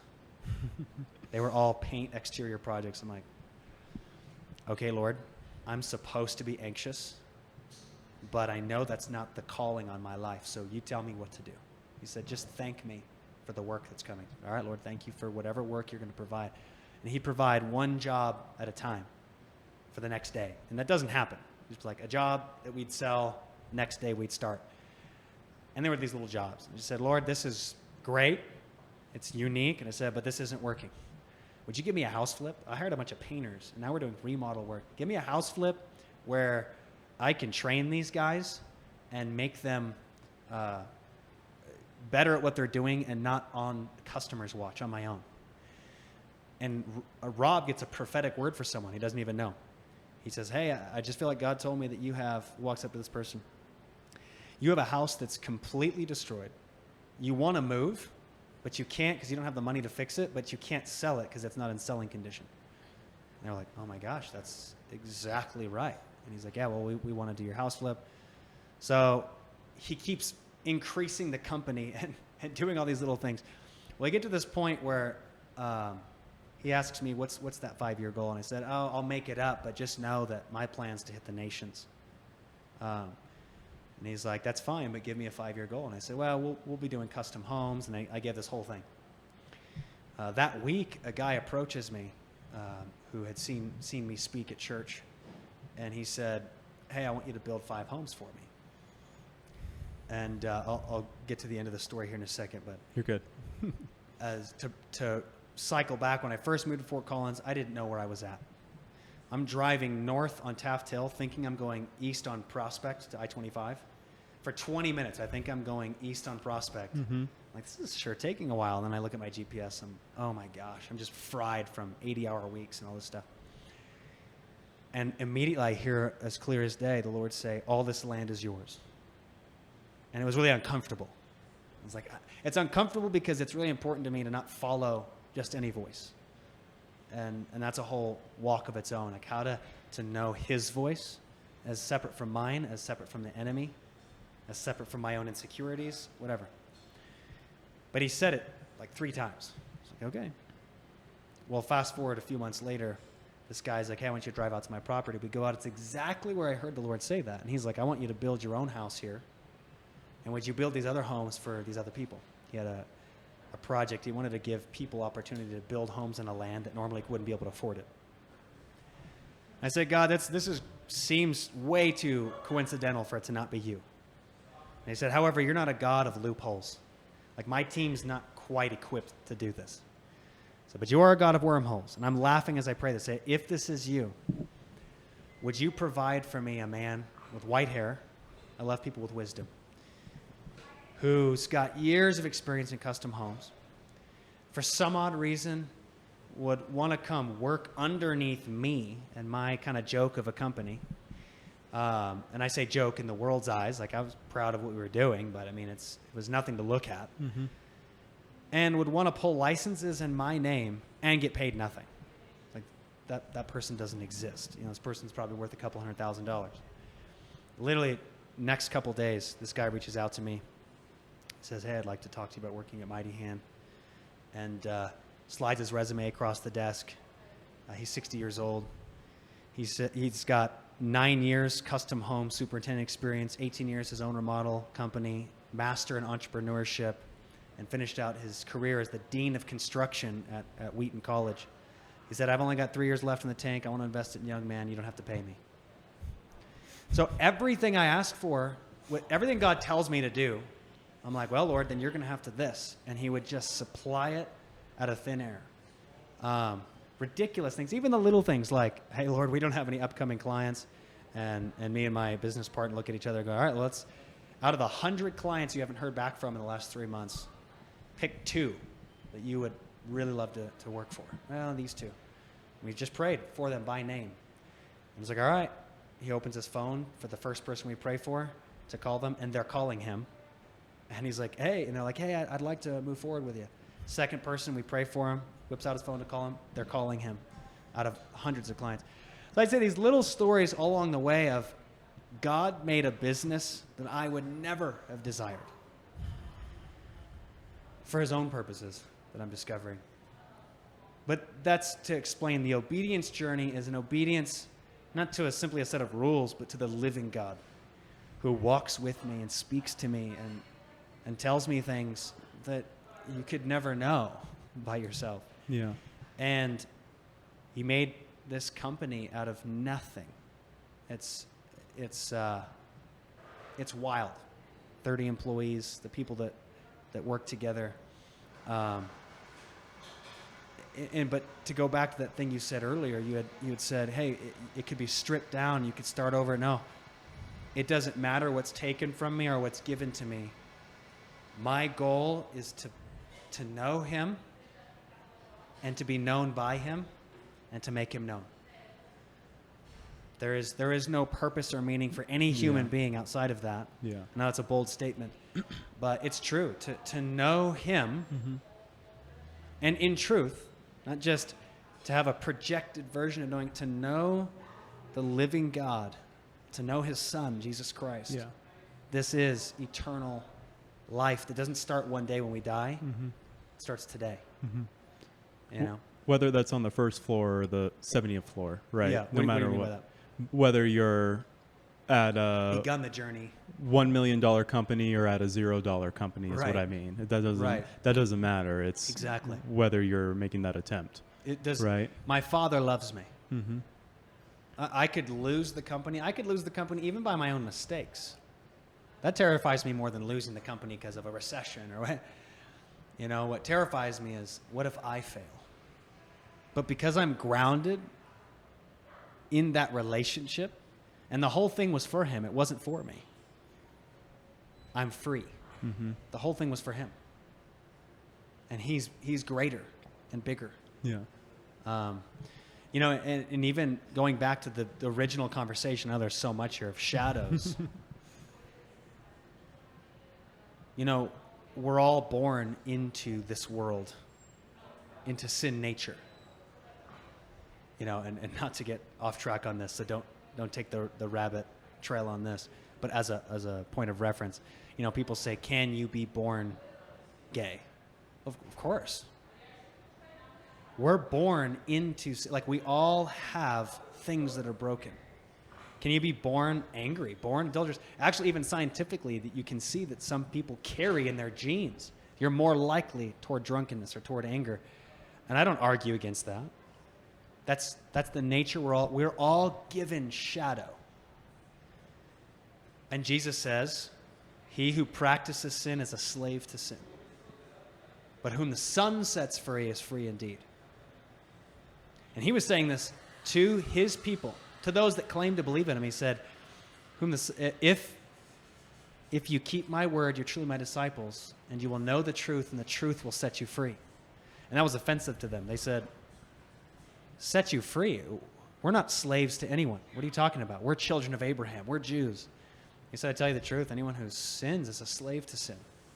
But whom the Son sets free is free indeed. He told one of the most religious men of the day, one of the rulers of the Pharisees, was a ruling religious class. And this man was actually a good man in that class, not the bad kind of religion, who helped the poor, was devout in his righteousness, serving people. And Jesus told him, unless you're born again, a cheap Christian phrase, a lot of people don't even know what they're saying when they say it. He says to this man, unless you're born again, you'll never see the kingdom. You can't, man-made religion is trying to deliver yourself from the shadow on your own or on anything outside of Jesus Christ. Man-made hamster wheel is trying to find peace in yourself or anything outside of Jesus Christ. Now that sounds exclusive or bigotry or whatever, but it's not. It's for all mankind. I didn't make the truth. I didn't decide. Jesus isn't true for me. He either is or he isn't true. Either I believe in a fairy tale or he's real. He is the truth. He's revealed himself that way in countless ways throughout time, and he's reaching out to all mankind in all nations and all places. He's reaching out, drawing men to himself to lay down the yoke of this world. Oh, I'll find peace. I'll find truth on this ladder, on this hamster wheel of success, on this hamster wheel of doing the right things, rather than to take it off and find his righteousness, find his peace, find intimacy, find and know the Father. Mm-hmm. Right? I don't know if that makes sense to you. What comes up for you when I say all that? Many things. And please give me pushback if there's something that's... What this was towards the start of what you talked about, just with like picking a career in a sense and what to do with your life. And career is, when I say it, especially in this conversation, it almost feels like not the exact correct word, because it's like doing something that you would do if money was no object, right? Like a career has this money attached to it, you know, but it's like if you were just buck wild, open to do whatever you want, what would you do, right? And you would do this regardless of if it paid or not, as long as you were hopefully fed, right? So what does that look like for you, you know? And you would follow what he's spoken to you, and you've continued to follow that throughout your life. And you're like, I would do this whether I was poor or whether I was rich. This is what I would be doing, right? And that's kind of how I'm in that process of figuring out right now. That's how I've thought about it. I was like, well, what would you do? I was like, honestly, I wouldn't be in the job I'm in right now. I'd be wanting to, like I said, write. I'd want to be speaking to people. I'd want to be being taught or teaching people. I want to be very active and working out and in touch with nature or weights or something like that. I want to be doing something creative, whether that's putting together a presentation on some sort of subject matter or idea or something like that. I want to, that's what I would do if money was no object and I didn't have to worry about the dollar sign. And that's kind of a question that's really helped me attempt to form what that meant for me and how I go forward, and how I want my life to set up in a decade, or where I want myself to be once, because things need time to be played out. So once these things that I'm working on actually have their time to manifest, right? And what I'm suggesting is, if you get these things, and this is the super cliche, you've probably heard this before, you've probably shared it with others, maybe not, you won't get what you're looking for. Yeah. There's a sense, and we kind of all know that. Now, at the same time, I believe that you're actually getting in tune with maybe a way God's wired you, a gift he's given you, and there is a sense of calling in it. But it's all a hamster wheel, even if it's positive. If we don't find him. And like you said to me, it can all be taken from you. And yet I've got my battle strategy of how it won't happen. And if I do this, that, and the other, and maybe if I pick something that's freelancing, all those things can still be taken from you. I mean, you could be crippled, right? We could enter into war and life changes. Hey, what could I be doing if money didn't matter? I think that's a really good question, because it's what you're really asking is, what do I really want? What am I after? Getting in tune. And yet at the same time, money does matter. Yeah. Not everyone could be an astronaut. And without getting in touch with him, when I say him, I don't mean higher power. I mean the higher power, Jesus Christ. And I'm saying that intentionally. Hey, give pushback if you have it there. But for what I'm saying and declaring is, this man, Jesus Christ, God actually became a man. And he said, come. And it's not an American thing. It's been around for 2,000 years. It started in the Middle East. Went to Africa long before it came here. It's all over the world to this day. It's in the underground Chinese house church. Hundreds of millions. I say underground because it's illegal. They have anyways, I digress on that, but to say there is a truth that's made available for all mankind, and it's what Bosch is looking for. And maybe you already know that, but he's who you're looking for, and it doesn't matter where we're at in the journey. And things are inverse in heaven. There's going to be that pastor of a mega church, 30,000, who had a big name and who has nothing.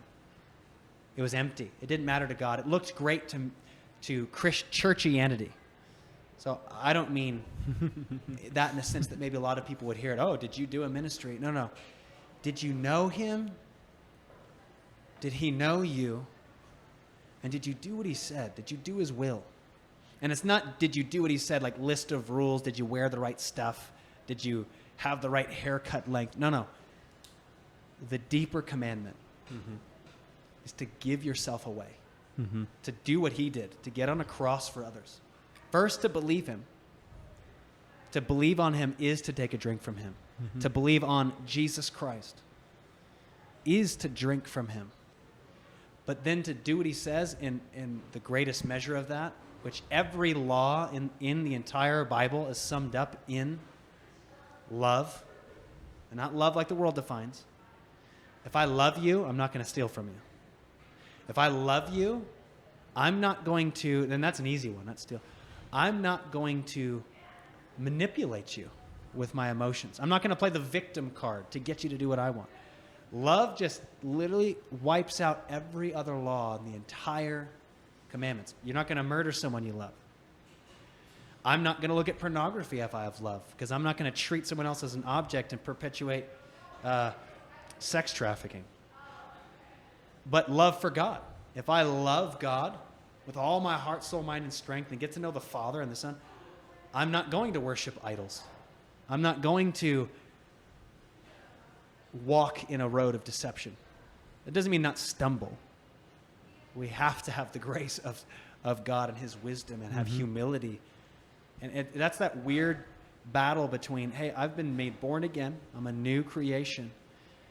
And put to death anything of the old identity. Right? Satan wants to tell you, you are a failure. You weren't planned. You aren't ever going to make it. Or you are an addict. And the truth, if the Holy Spirit's living in you, and if you've had that relationship with him, the truth is so much different. No, I am a son of God. I'm one of God's kids. Mm-hmm. I am free. I am planned. Doesn't matter whether your parents planned you. I am planned. I was intentional by the Creator.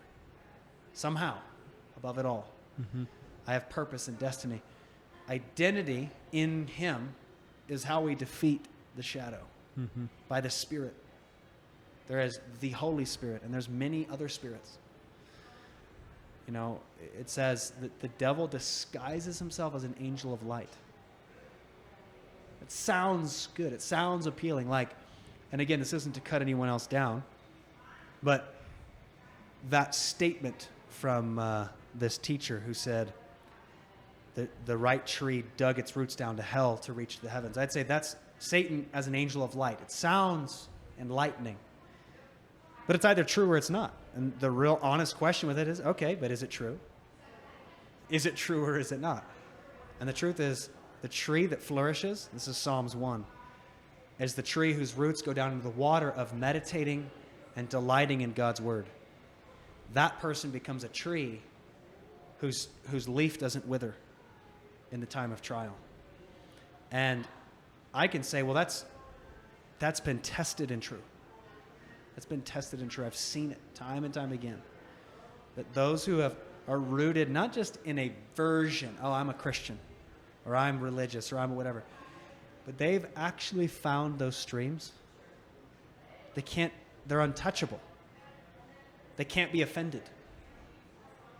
And I don't mean you can't get through to me, I'm thick-skinned. I mean, where you first met me, I'm surrounded. I don't know if you saw this. This might have been before you came up. I think by so, 30 people screaming at me with all their anger. And you know what was in me? Mm-hmm. Just compassion and understanding and realizing, I get it. I mean, I'm not saying I get their lives and I'm above them way. I actually mean differently. I mean, look, I get what I represent. I get why, at least the best I understand why you hate me. And I love you. I don't care how much you hate me.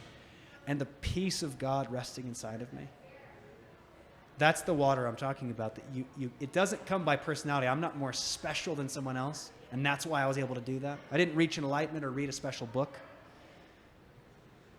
My roots are inside of him. And he's inside of me. It's life. I don't have to go. Even as a Christian, I used to think I've got to go to the ends of the world to do something for God, to find this life. I breathed in his life this morning because he's in me and I'm in him.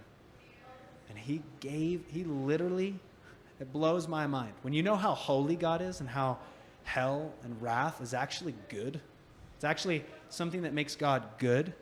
And you actually begin to revere the holiness of his perfection and how I think you and I talked about this last time we sat down together.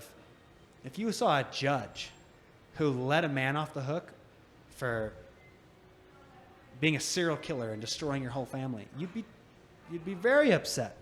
And yet we shake our fist at God and say, I would never believe in a God who judges people. It's like, no, he's a really good judge. He doesn't let anyone off the hook. But the problem is that's everybody in varying degrees. In varying degrees. What I'm getting at is his holiness amplifies his grace is that much more dumbfounding. The fact that I was his enemy and he shed his blood to make me his son. I got to drink that in. I got to drink that in, hear his voice, encounter his presence and his love. There is no other God so intimately. There is no other God, but even if the other gods were true, which aren't gods. Yeah. There is nothing else where the Creator would love so intensely, even those who spit on him and mock him and give him the finger. He's the one giving them a heartbeat. The one that you would want to strike dead. Oh, that person doesn't deserve to live. And you're probably right. And they'll have a hard day on Judgment Day. But God doesn't desire for that person to die. His love is for you, for me, even where we don't understand, even where we fumble, even where we misapply who he is dumbfounding. It's amazing. And I'm even going beyond podcast here. And just talking to you, I was thinking about you this morning, and I can forget sometimes too. And I wrote in my journal, I said, Lord, where can I find you most? You know, is it because something wasn't clicking? Is it early morning meditation? Because I do that. Is it reading the scriptures? I do that. Is it in prayer? I do that. Is it snuggling my child? Like, where can I find you most? And he said, loving others as I have loved you. And he immediately brought me to a passage where we're actually commanded to love others as he loved us. Well, how did he love us? He got on a cross. He took nails in his wrists. And just praying for you this morning, going, Lord, I'm committed to loving Bosch more than my own life. Committed to it. I don't even know what it looks like. Maybe that's my reputation, the possibility of losing my company because some angry person about what I said about homosexuality. All of that's worth it if I look like him, and it's not about me and my career and my house and my destiny. It's the person right in front of me. And as I walk as he walks, I continue that river of life flowing in me and out of me. It's never-ending peace that the world can't take away. Why does that align you with my walk? Where does that come from? Help me understand your question. You said, help me walk as if how I walk. Why? As he walks. Oh, he. Okay. I thought you were saying walk No. as I walk. I walk as he walked, right? When he said, follow me. He isn't. Okay. Yeah. I thought you were saying he isn't me. Yeah. Okay. Anyway, I've spewed a lot at you. What do you got? I don't know how to phrase this. I think this is a really pertinent topic, especially today. The spirit of it, I felt it when I was listening to an entrepreneur speak. His name's Patrick Bet-David online. Okay. He started in insurance, but also now has like a media agency and actually wants to bring like real discussions to media and stuff like that. He's doing a whole enterprise thing, but there was something he was talking. It wasn't even about the main topic at hand, but he was talking about how I'm a bit reading into this, but I think the spirit is there and what he was getting at. And he recently moved from California over to Florida to set up his new enterprise and everything like that. And so I think he didn't expand on the story, but I think he was looking in the area for which church to be affiliated to. And so he was meeting different pastors and attending different ones and getting to know, because each church is a little bit different, right? And getting the idea of their core values, because it kind of, each church is a little bit different by my understanding, right? And so he was going around to a lot of them, and a lot of them he expressed that their message doesn't connect to him anymore. And I think that really spoke to me to where I think you kind of see that in great numbers with the amount of church attendance going down. It's kind of more something that If you see somebody attending, it's more likely that they're older, right? It's something older people have kind of stuck with, but the message has gotten lost. There's some truth and untruth to that, but yeah, go ahead and continue. Some loss of younger. There is a loss in church attendance. In church attendance, But there's a lot of young people. I mean, I think there are strong young people in the church, but I think that's kind of dropped off lately, hasn't it? you know, I'd hate to make a statement that I don't understand, but from my experience in the many churches and gatherings I go to, it's actually mostly young people. It also depends on what denomination and what style of church. Mm-hmm. I would say that that's something that people say, and it is true in certain, especially like really, and this isn't to put down this style of church either, but liturgical, dogmatic, orthodox. I mean, like just the organ, you know, really, really wooden. And again, I they don't want to generalize. We're talking about millions of people around the world right now. But I've definitely seen churches where if you've got a group of people who were our age at one point, and they got comfortable with something, and to a point where, just like you said, they were no longer connecting with the audience. They're just saying on repeat what this audience wants to hear. Yeah. It's that same old audience. Yes, that can happen. But there's also a lot of the opposite. There's so many, and I don't say this negatively either, hipster churches with the really awesome, I mean, pick any famous church out there, and the worship artist, like leaders, they're all in their 20s, you know, leading these huge churches and bands, and a lot of, I've seen churches that are mostly people in their 20s. I know one in town that we actually know really, really well. It's, I would say, almost all college people and like early marrieds. So I say that not to interrupt, but more to say, yeah, the truth, the point you're getting at is true, that there have been less overall official attendance numbers in church buildings. I say all that really particularly because the church, and this is something that Christians aren't even always in tune with, is in a building. It literally means the assembly of the saints. So we are the church. I don't go to church. I am the church. So when we say every church is different, well, actually there's only one church. It's the people of God. Now there's a mixture within that of diversity of giftings, and we all need each other. There's also a mixture of people that aren't, it happens to be, and it's becoming less and less so, convenient to be a Christian in America. Like, it's actually, at one point it was cool and popular, and in fact, if you didn't say you were a Christian, you were frowned upon, so you just said it. Now it's becoming more popular the other way. The flip has happened. And so I'd say, honestly, people are just coming out for who they really are. You know, trials reveal, right? The fire reveals whether there's gold in it or not. Okay.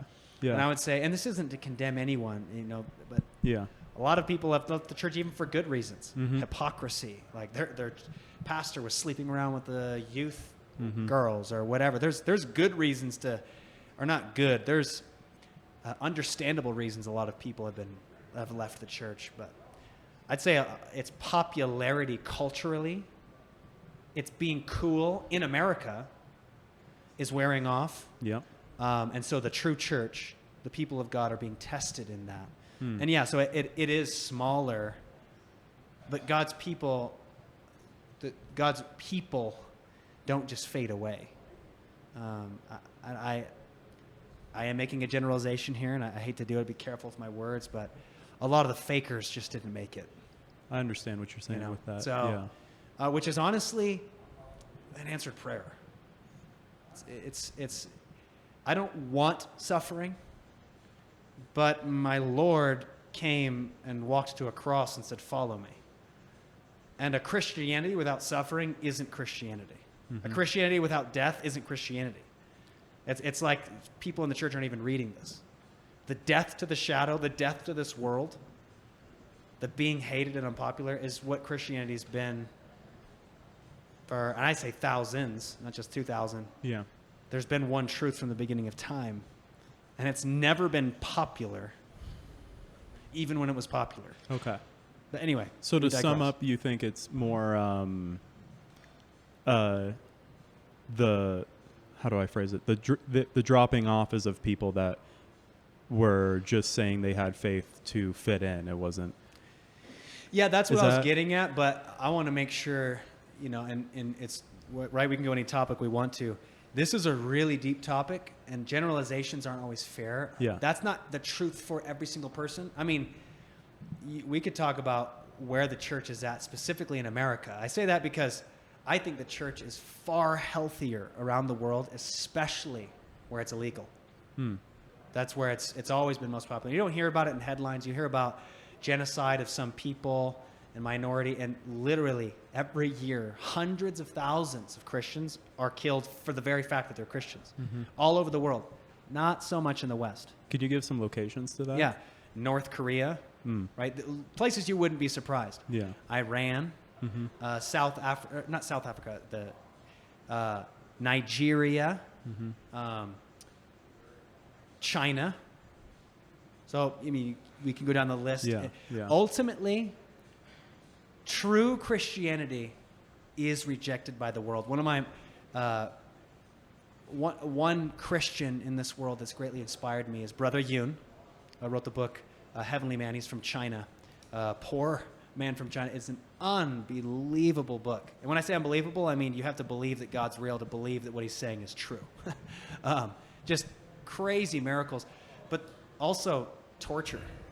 I've actually met the man. He's now a refugee in the West, wanted criminal in China for being Christian. But I'm sorry. Remind me of your first question of why I was bringing him up. What did you ask again? I don't think I asked anything yet. No, you said you asked me a question. I thought. What did you say that led me? You said, where is that true? Where is that happening? Yeah. I forget why I brought up Brother Yoon, but You were speaking of places where true it's Christianity. outlawed. He said, when the gospel is truly preached, it always results in one of two things: revival or riot. And I think a lot of preachers have done neutral preaching, which they've been able to get away with in the West. Yes. And essentially, it doesn't really do anything for anyone. It's just the feel-good kind of nothingness that our generation said, I'm not buying it. That's where I'm saying I'm not hating on everybody that's left the church because, well, what do you mean by the church? You mean hypocrisy and emptiness and business machine and pyramid scheme? Yeah, that is out there. Yeah. So I'm not hating on everybody, but I'm saying true Christianity is always rejected because it's so confronting. It's so confronting to who you are. Yeah. It's always unpopular. Like right now, it's really unpopular to stand with the truth that a life in the womb is a life. Well, a couple hundred years ago, it might have been really unpopular to say that an African American is just as intelligent as a white man. In Germany, it was really unpopular to say a Jew has just as much rights as someone else. It's always confronting, and it's very individually confronting. So what you see in the far right ditch that we've talked about is people that like to pick on homosexuality. Why? Because it makes them feel more righteous, because they get to pick on the thing that they don't struggle with. But the gospel, if actually faithfully preached, I went to a church, and I won't name it because I actually do love and respect these people. But I went to a church for a while before I moved up to Fort Collins. And when I first went, I actually went because I was looking for a place that would speak the truth no matter what it was, even if it hurt. And I thought, this is it. And these guys are unafraid. They say it, yeah, we'll tell you the truth no matter what. Well, after being there for a couple of years, I realized you're not doing that. You've got a nice Baptist crowd here that every time you say evolutionists are idiots and homosexuality is dumb, they all cheer. This isn't difficult to be bold. And what I noticed was he never talked about pornography once in the 2 years I was there. That's what your guys are actually struggling with. The gospel confronts you and me. There's a cross for every one of us to pick up and die on. And that's why it's not popular. Yeah. And that's why, honestly, it's why America's where it's at. We sold out. We were a Christian nation. and that's a loaded statement. But the church waxed cold, and no one who really loves God's surprised. We all, like, 1 + 1 = 2. Like, we sold out. Mm-hmm. We silenced down. When I say we sold out, not just the preachers for money, but the people. We blame the leaders, but leaders are really a judgment on the people for what they really wanted. I want to drive through Christianity where I don't have to get intimate and accountable. Don't have to be made aware. And you tell me what I want to hear, and I go home and feel better. Mm-hmm. So we created the America that we're in, where God is now being rejected, and you've got all these right-wing people that are just so upset and can't believe it and point the finger and say, no, you created this mess by being silent, loving yourself, and not actually standing for the truth. Yeah. When you're talking about that church you were describing, one of my home screensaver on my phone is a alchemic saying. I think it was translated by Carl Jung. I could be wrong by that. But it's the word is inster calenus invernator. Okay. And that translates to what you most want to find will be found where you least want to find it. It's also translated to it's found in the filth, which is fun. But the story that was tagged to that when I first heard that line was with King Arthur and the Knights of the Round Table. They're all equals, and they go out to find the Holy Grail. And what they do is they stop at the edge of the forest outside the gates of the castle. So they're outside of order, what they're always used to, and they're at the doorstep of chaos, the darkness of the forest. And each one of the knights looks at the forest and chooses what spot of the forest is the darkest, and that's where they go in to look. And they go forward, and that's where they start their journey. And they follow where they least want to go, where that darkness is, where that the shadow is, or where the debate on pornography within the church is. Wherever the place you least want to go is where they actually go to find that thing that's sought after to be most acquired, which in that story was the Holy Grail, right? Yeah. And what we're kind of searching for is the truth, right? Oh my gosh, man, it's so good. It reminds me of what I was meditating on all this week. I mean, it's worded differently here, but it's true. Yeah. Jesus said, and he's talking about his death. He's telling his disciples, and when I am lifted up from the earth, I will draw all people to myself. Oh, I'm sorry. Back it up. Jesus said, the hour has come for the Son of Man to be glorified. Truly, truly, I say to you, unless a grain of wheat falls into the earth and dies, it remains alone. But if it dies, it bears much fruit. So he's giving the analogy when a seed goes into the ground, it's alone until it goes, but then it can become something that bears fruit. Then he says, whoever loves his life loses it. But whoever hates his life in this world, and he's not talking about self-loathing or suicide, whoever hates his life in this world will keep it for eternal life. If anyone serves me, he must follow me. Where I am, there my servant will be also. But it's an absolute truth. In God's kingdom and economy, everything's upside down and inside out. The least will be the greatest will be the least. And where we all, and it's in all of us, where we want to hold on to life and our version of what we think peace will be, if I could just get here, and if I could get this, and if I can win that. But Jesus says, whoever holds on to his life, his own name, his reputation, his comfort, he's the one that's going to lose it. That's the great irony. And he's not even talking about this life. You can live a whole life of yachts and, right? We talk about that upper 1%, and they're going to be judged hard. The Bible talks about the rich of this world with a terrible day coming for them when we're talking about those people. But if you hold on to your life, you'll lose it. But if you hate, and what he means is you look at your life that you think you want, you think it's going to satisfy you, and you compare it to the life he's calling you into, which involves death, the filth, the grime, the darkest part of the forest, which he's saying, come follow me to die to yourself, die to this world, live to truth. He said that person will find it. And he's being very practical. He's not just being heady. He's saying, look, I'm going to a cross. I'm going to die. You're going to die too. Might not always be on a cross. It might be an electric chair. It might just be socially. You might die. Yeah. just for following me. Yeah. Everything you worked for, you know? Yeah. That analogy is found through the phoenix mythologically, or a tree that's overgrown and the dead wood needs to be burned away.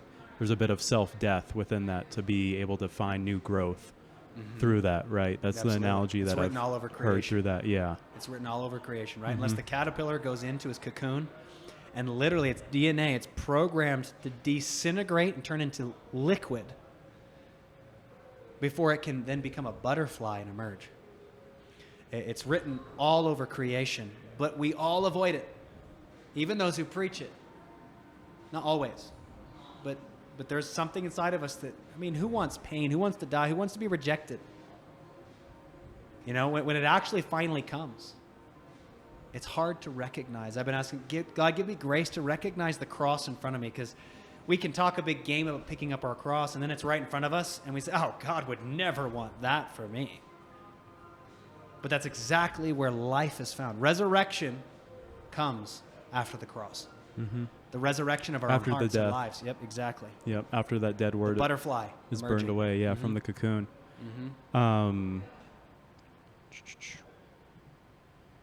What I was getting at with that question is, what did you say? I hope I sum this up right, and correct me if I don't get it correct. What's turning away a lot of people right now in the church is that the true word of God is that it should be confronting to people, right? And actually be discomforting, right? And that's what's actually turning people away right now, right? Well, and it's not always discomforting. But there's an element to it, right? The front. I use this terminology. This is me. Okay. But I believe it's biblical. Yeah. I keep saying that the church today wants to skip the front door. And the front door, we want to skip right to the good stuff, because there is so much good. Like, there is nothing like knowing the voice of the Father. But our generation, kind of mixed with kind of the new agey flavor, is one, and I don't say that entirely negatively. I think there's a piece of a twisted version of a reality that we're all looking for. But want to go to that fluffy feel-good part and skip the front door. And the front door is repentance. Repentance. And that can mean a lot of different things to a lot of different people. And so that could even take unpacking. But I don't mean repentance as in Catholic, you know, not to even hate on Catholics. I know some amazing Catholics, but penance, you know, telling a father what you've done wrong and whipping your back, or saying a certain amount of Hail Marys. I'm saying repentance, not even merely as an apology, but the word in the Greek is metanoia. It means transformation. It means change your mind. Literally means to change your mind. Mm-hmm. A transformation of the mind. Change your mind. So repentance means, I used to think stealing was okay, and now I acknowledge the truth about God, that that's actually unloving. It's actually breaking his command. I used to think it was okay to worship other gods. I changed my mind. There's only one living God who made all things, who's worthy of honor and respect. Mm-hmm. It's the changing of mind. I used to think it was okay to worship myself. We live in a self-worship culture. Mm-hmm. Change my mind. So repentance, no one wants to go through the front door. And the kind of half-cheap version is where pastors will pick a topic that, yes, appears to be challenging, but they're challenging someone that's not even in their audience. And we do that for ourselves, too. I'm going to challenge. Like, right, I'll go, like, you've got that right-wing person going, oh, at least I'm not homosexual. Mm-hmm. But then you've got that left side person, at least I'm not judgmental. Mm-hmm. We like to pick the thing we're not, that we don't think we are, to avoid facing the reality of our own brokenness, the shadow. Or, and this is where I was saying dangerous, kind of full circle, embracing the shadow in the sense of maybe not what you were getting at, but I see a lot of people, well, this is who I am. And I say, no way, Jose. That's not who you are. You're not rejected and unwanted and unplanned. That's a lie from hell.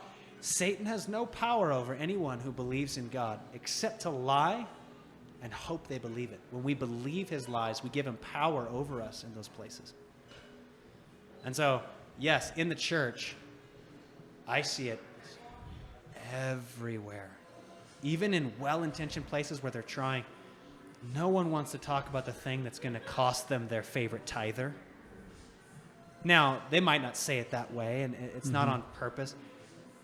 Well, everything's on purpose. Everything's intentional. But they're hiding it from themselves. Maybe it's not tithe. Maybe it's reputation. Well, I don't want to say that thing will make that. People will think I'm a bigot. Well, people will think I'm judgmental. I don't want to be a Pharisee. Yeah. Rather than just saying, look, I'm gonna stand with the truth. And actually, it's love. I'm going to stand with you. The reason why I tell you something that I see, like, hey, boss, you're looking for peace, and it's found in Jesus, isn't to be arrogant or rude. It's actually out of love, saying, look, I'm going to stand with you even if you misunderstand me. I'm going to say, I care more about you finding the truth you're looking for than how you perceive me when I share that with you. And that's missing in most, not all, most pulpits. Now, a lot of those pulpits, generalization again. So I say that for anyone that might be listening that knows of a scenario that doesn't apply to this. And, I'm applying grace there. But a lot of pulpits were shut down during COVID. And to be honest, it's probably for the better. Now, that might not be true for everyone.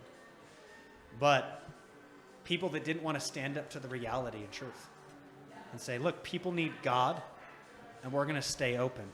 But it was so culturally pressuring. If you do this, you are X, Y, Z. And I'm not even getting into the science of COVID. I'm just saying the spiritual reality that people need.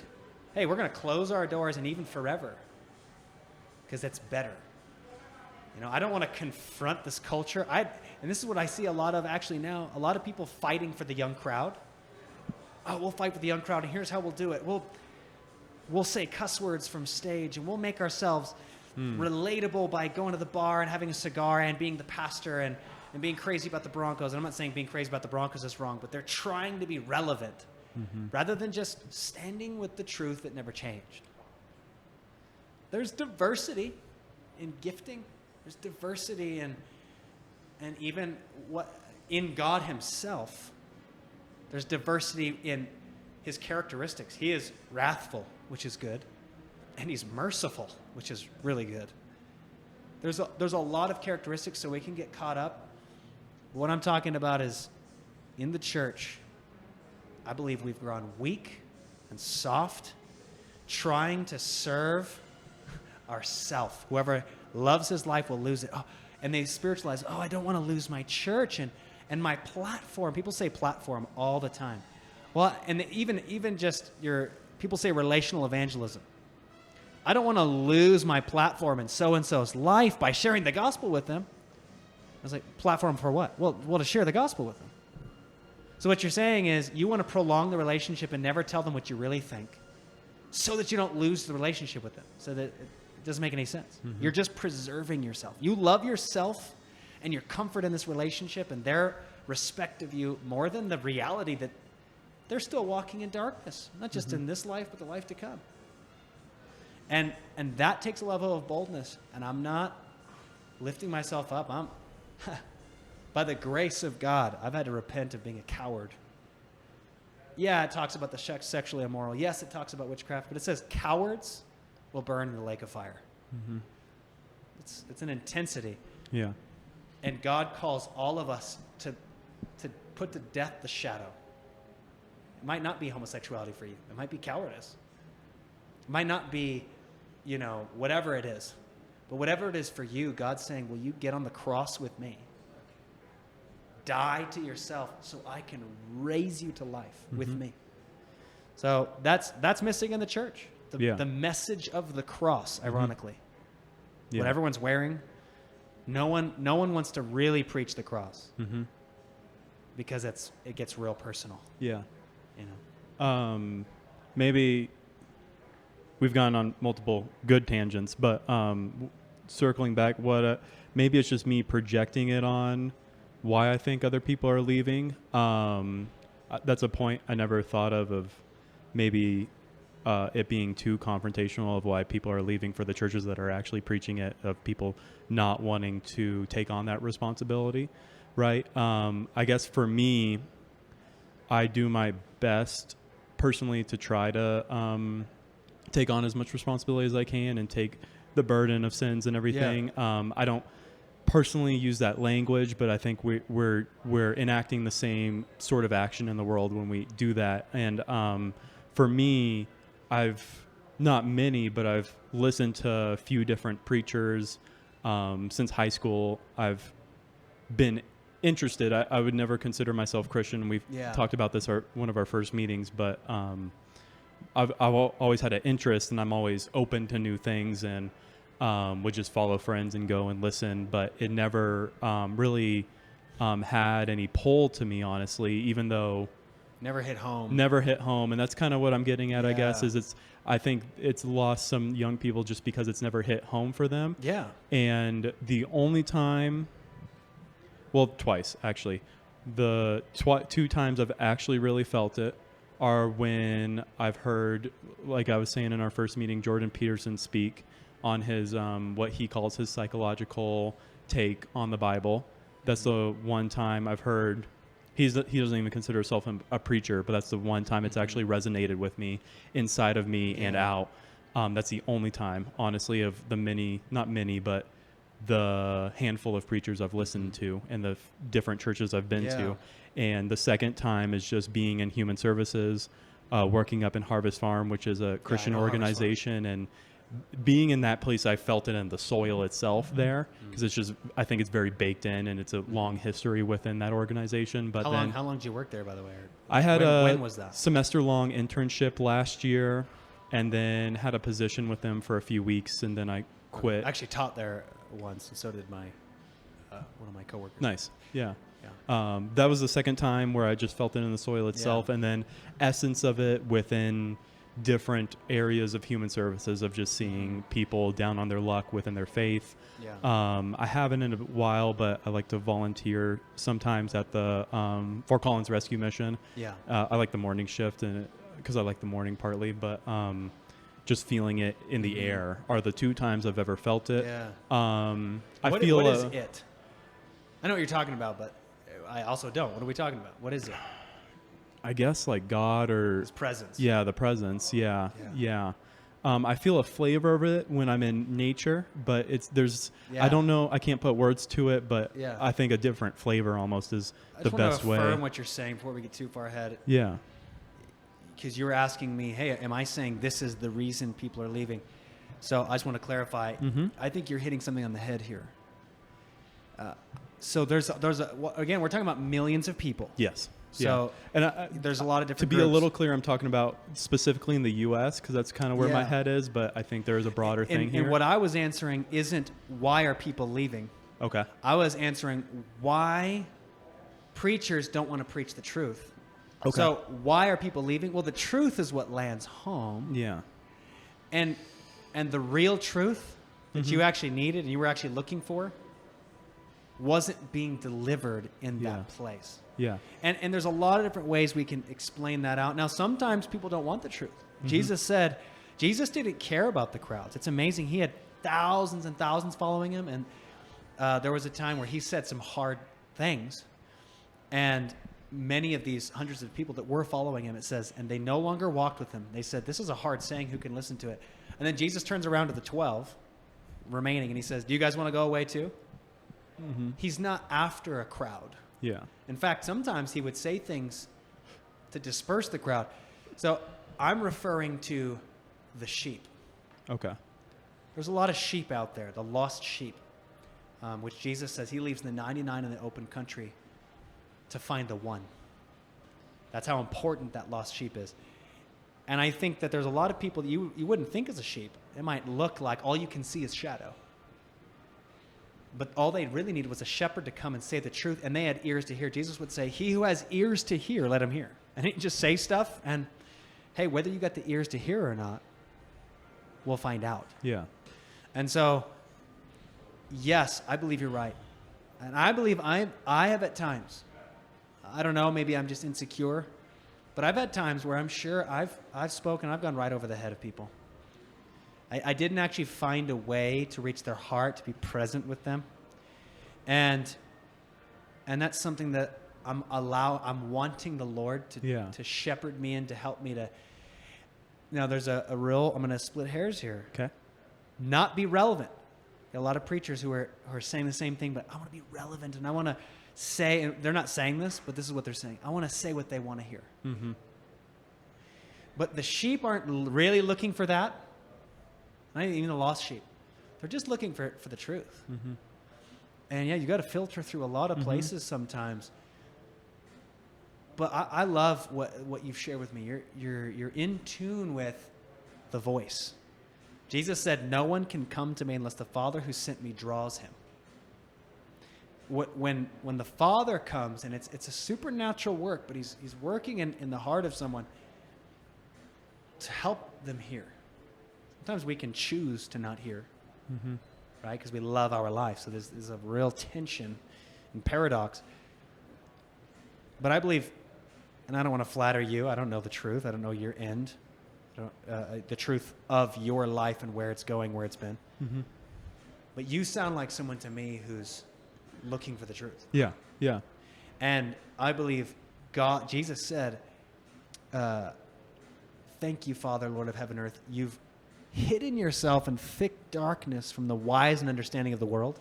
The scholars, that Bible scholar. That's why, like, when you ask credentials, I'm like, gosh, the credential doesn't mean anything to me. And I've revealed myself to little children.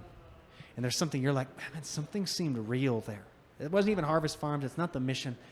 But something the Father's drawing, he's trying to clue you into, right? And this is a journey that you're going to discover things I don't know about who he is. Mm-hmm.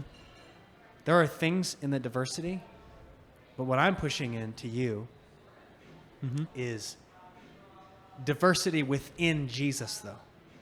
He's the one you're looking for. Yeah. And I'm going to stand there for you and say, man, there is, and this isn't my desire and my truth. This is something he said, and I believe him. Yeah. He said, "I am the way. I am the truth." Right? The truth isn't which denomination. No, it's a person. The truth is a person. Mm-hmm. He's alive. Mm-hmm. That's why doctrine's good. Orthodoxy is good. Being dogmatic can be good. But remember, the truth is a person, not my teaching. I am the way, I am the truth, I am the life. No one gets to the Father except through me. He's actually telling his own people in Judaism, because he's a Jew, to say I'm a Christian, just fun little side fact, is to say I'm a Jew. To say I've been engrafted into the branch of the truth that goes actually far beyond Judaism, right? Genesis, humankind. But Jesus he says, "I am the way, I am the truth, I am the life. No one gets to the Father except through me." And he said to his own people, unless you believe, and these were people that said they believed in him, and he tells them, unless you believe I am the one, I am the Messiah, you will die in your sins. Elsewhere in the Word it says, you believe that God is one? Hey, good for you. Even the devil believes that, and he's terrified. That it doesn't mean anything. Mm-hmm. Like in the West, enlightenment, a lot of people are post-enlightenment, but there's still a mixture. We kind of see things in a mental assent. Oh, if I just, and this is entered in the church, just check the box. I believe that God is real. I believe that Jesus was a prophet. I'm in. It's like, no, it's not a mental assent. Truth is a person. Yeah. Like a to-do list almost. Yeah. A mental belief checklist. Yeah. No. Have you surrendered to the person, Jesus Christ, who happens to be the one who gave you life and breath? And instead of wiping you out, because he would be just and righteous and worshipped for doing so, which is hard to see, on the front side. Instead of doing that, he came and received the Father's wrath, his own wrath, on your behalf, so that you could access life. I use the word churchianity. A preacher, Todd White, uses it as well. I'd recommend listening to him. I really appreciate him. He was just a total drug addict. Never read a book in his life. Radical story, and just really, really cool stuff. Churchianity. It's the big church game. So that's where there's that both and. Yes, you're right. Hypocrisy in the church. People that aren't even hitting home. Mm-hmm. And the reality is, you can't give what you don't have. Anyone can be an Oprah Winfrey, and I think that's what a lot of people are trying to. And when I say anyone, I mean a lot of people can be an Oprah Winfrey in the sense of I can say nice, fun things. Good, feel-good, self-improvement things, even some challenging things. But to say the truth that cuts to the division of joint and marrow, soul and spirit, takes the word of God, and it's not politically correct. Mm-hmm. You know, if we ever get the chance to talk about masculinity and femininity, it's deep, it's beautiful, it's actually freeing. Mm-hmm. But it's really politically incorrect, and if I was worldly wise, I wouldn't share it. Yeah, yeah. But the wisdom of this world's foolish to God. Mm-hmm. And the foolishness of this world is oftentimes the wisdom of God. Right? In God's wisdom, this is 1 Corinthians, it pleased God that no one would come to know him through wisdom, but rather through the foolishness of what we preach. The Messiah crucified. The God of the universe who became a carpenter, born in a hillbilly town, backwoods, did some miracles, healed some people, told everyone to love, and died on a cross, a criminal's death. It's foolishness. Mm-hmm. It's a stumbling block to the religious who want to have a righteousness of their own. They don't want a cross. Yeah. And it's foolishness to the world. Yeah. What do you mean? Like, let's go back to Stoic philosophy. Let's go to Gnosticism. Let's go to anything but the cross of a Messiah, a God crucified. But to those of us being saved, this is what the verse continues. It's both the power of God and the wisdom of God. Spiritual things are spiritually discerned. The natural mind can't understand it. We have to be given a new mind to understand these things. And I just think the church in America over the past, it's not 1 year, it's a slow fade. Decades. Has sold itself out to a cheap gospel to win more votes, tithe, name, self-preservation. And it's not just the preachers. We loved it because we could keep our little American lifestyle. Oh, crap, this feels good. I get to live my life and watch a video about a poor person in Africa and throw $10 to it and feel good about myself and go home and never be changed. Never be born again. And unfortunately, there's judgment harder.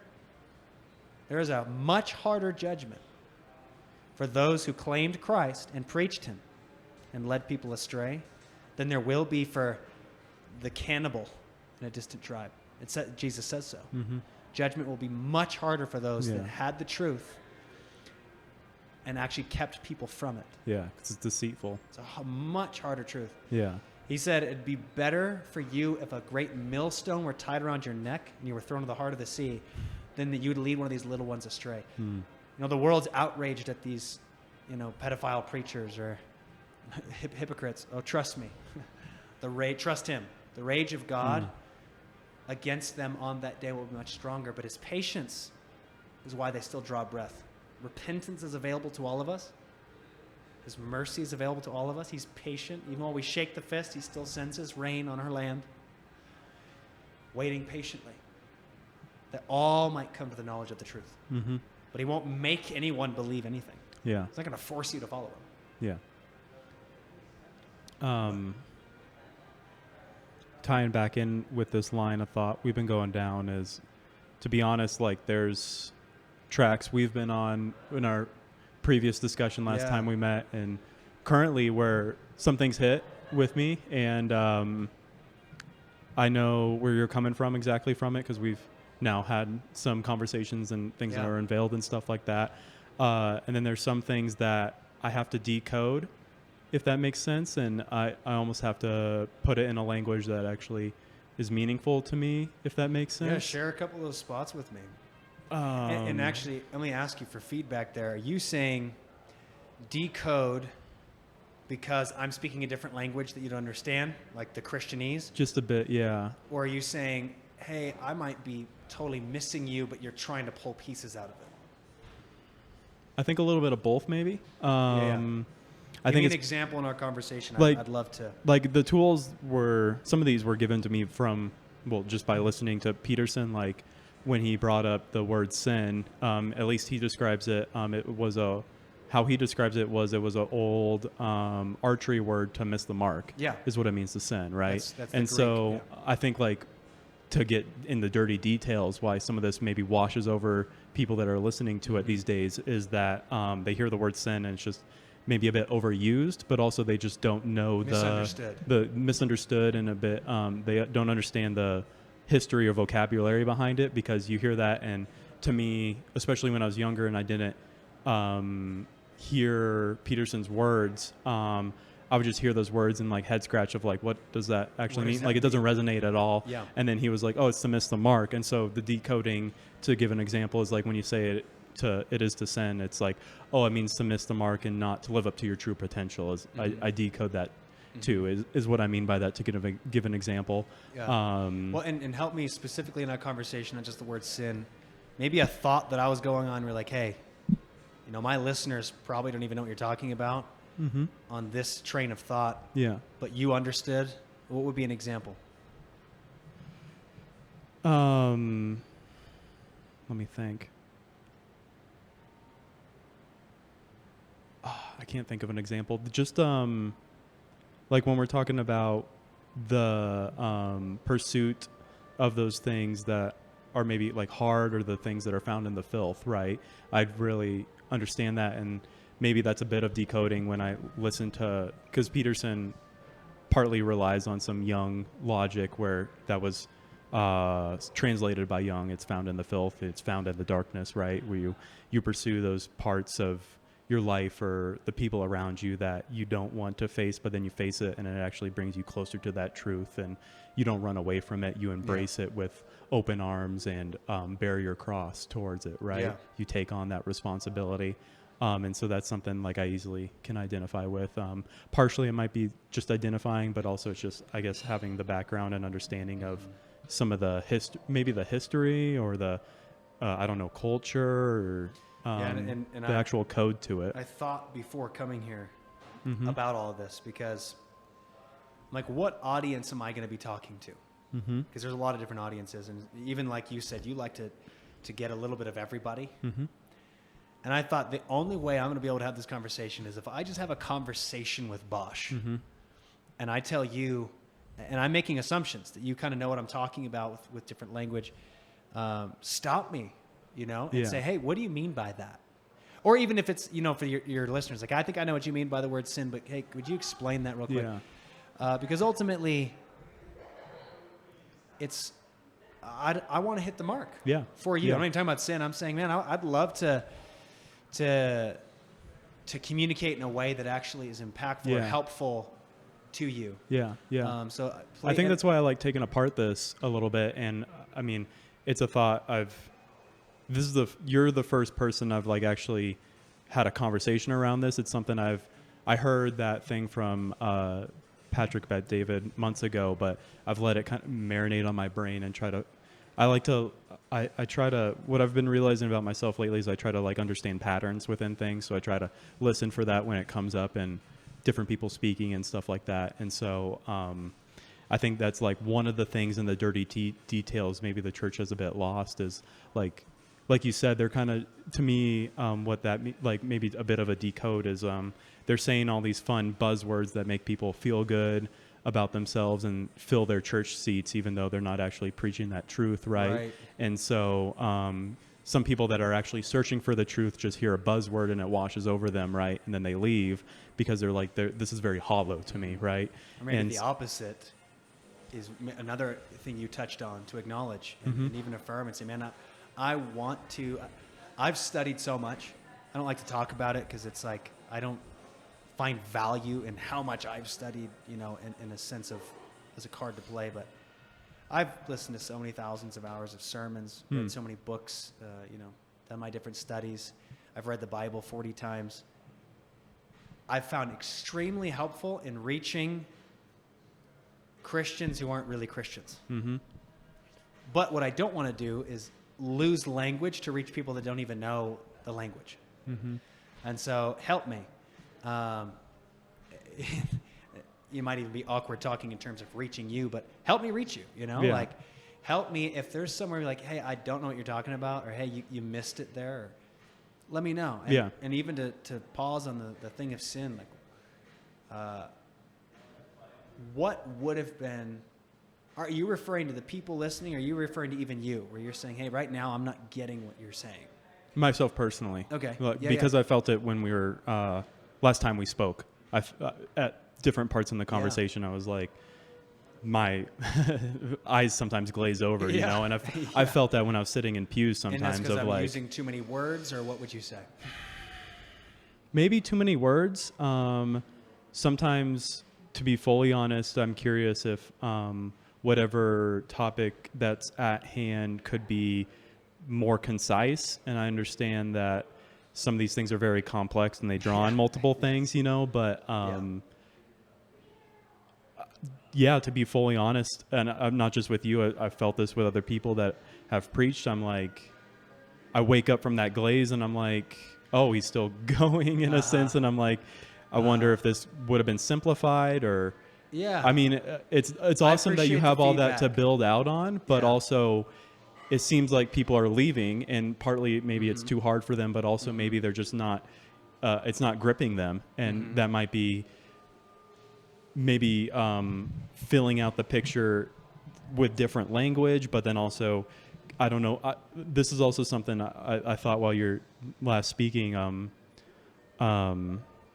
it's something I just intuitively feel right now, and that's why I'm having the conversation with you right now. It's not fully articulated for me right now, but it's something you feel where it's like, I notice the things within myself, and then you kind of like look around right now, and you know, within the last few years, in America, church attendance dropped below 50% and is slowly decreasing just with things. So I'm always like head scratching of like why that is, with no judgment of like, is that good or bad? For me personally, I'm just like, why is that? What's going on here? And like, I like that you brought up, it's partly, maybe it's the churches that are actually speaking the truth. People are kind of not wanting to confront those things. But I think also at the same time, the word in a sense has become hollow, like you've felt in some other places. And I think you have for the most part, alignment that I'm trying to seek as well. But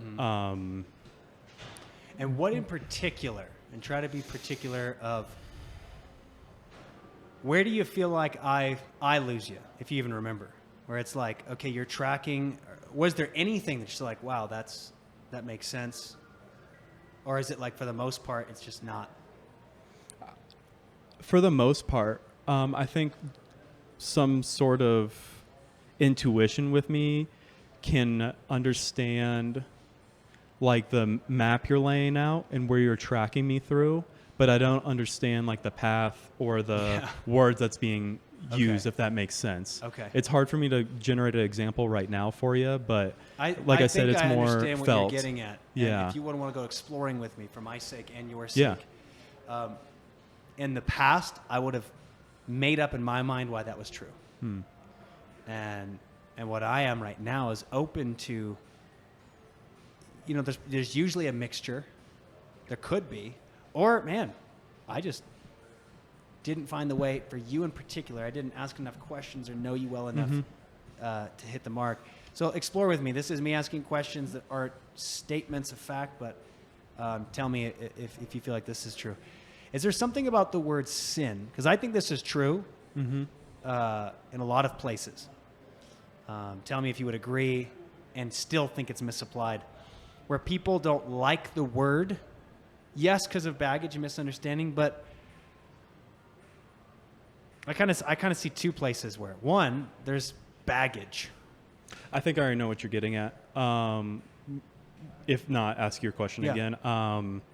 There's a lot of history of people that can easily take and accuse to the church and easily write it off, that some people use as like, why even listen to them? They've done this, that, and history's past, and whether that's people that have run away with the Bible and that's not actually the truth, or they would say that it's actually the truth, and why are we even listening to these guys preach, right? That's something that's used against it. There's definitely that baggage along with it, and that's something that is something that's needs to be reconciled within each church to then be brought forward, I think, to the congregation to make amends, and almost, I think to use your words, you might repent with God, but also just to repent with maybe the community itself and say, hey, these weren't even our actions, but to take that responsibility for everything that happened and say, we're going to go forward and do better and try to do the truth. Yeah. But for me, like there's that, and I have a little bit of that in me, like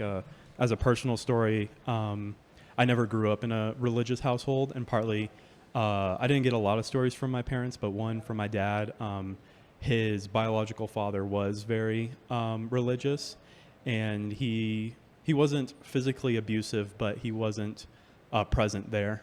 He left my grandmother when she had 3 kids, and she was how old were the kids? The kids weren't even in high school yet, I believe. So he left very early from my dad's life, and I don't know where my dad's at this point, but there was one point I remember growing up where he had a hard time grappling with religion because his father could easily repent to God, was his, by my understanding, what he did, and feel everything in the past was okay and reconciled, even though his relationships with his kids are still not healed, and I think will continually still have a little bit of damage to them over time. I think he's making attempts to that, but that was one thing to where it really sat wrong with my dad that he could just do that and feel good about his life, even though he caused all this harm.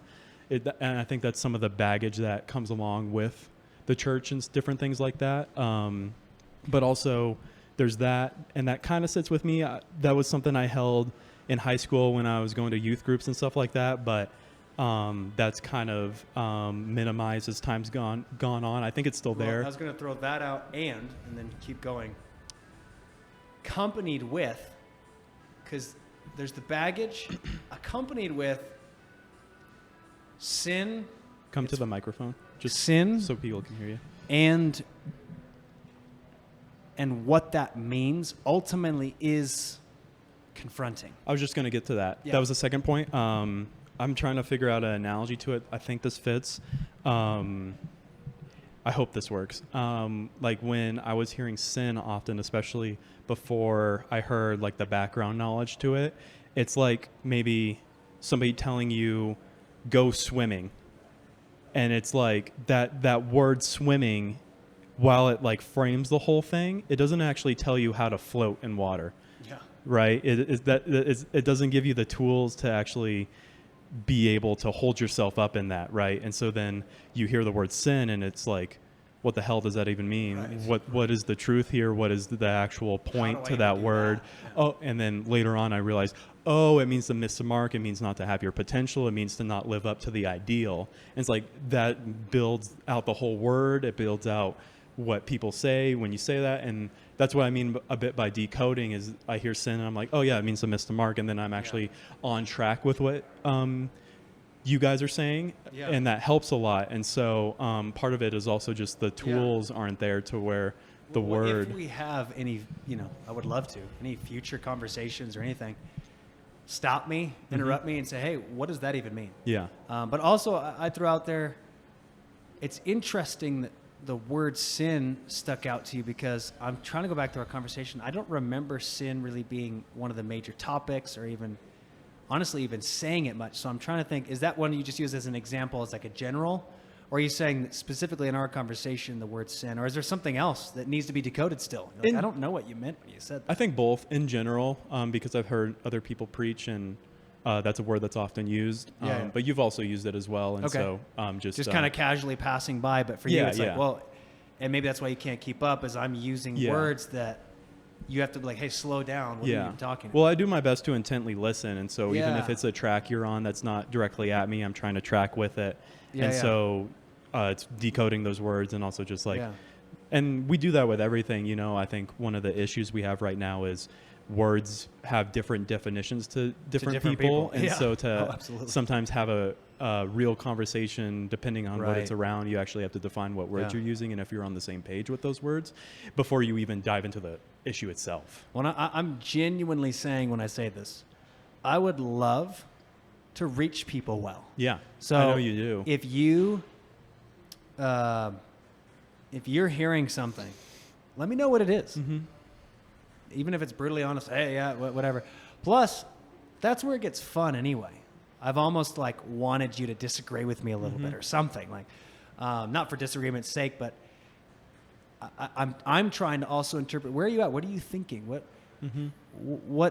I do think one thing for sure, self-analyzation, which isn't always the best, letting you kind of tell me what you see.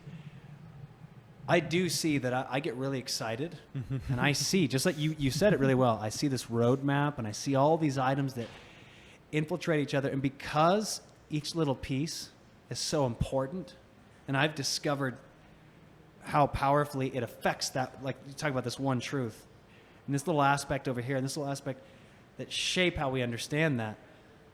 Sometimes I get way too far ahead of myself with people of like, well, hey, and this, and this, and this. Yeah. And I just need to slow down and not get too far ahead. Yeah. So I think I'm really thankful to walk away and say, okay, slow down. Yeah. And make sure you're tracking. And I honestly assumed you were, just even in our previous conversation. I did notice the glaze. I was like, oh, bummer, you know. But I thought with the questions and your answers, I'm like, yeah, this is, we're connecting here. We talked about science. We talked about God, the philosophy of it, deep questions. Like I said, the essence is there, the map is there, but then like the actual steps and the rocks and the path get a bit muddled. And and some of that's just like decoding what I'm actually stepping on when we go down this. Let me know where that crossover happens. I'll try to, yeah. There's a part of me that's also just like, and that's why I partly like this, is I just like to sometimes listen and let it pass through. And sometimes I like to just sit on the wagon and admire the trees and walk through the map almost, right? But then when we talk about the dirty details of like how to fix the road, so to speak, it's you have to get a lot more particular about things. And please let me know. I mean, this might sound funny, but I'm surprised and not, but surprised in a good way.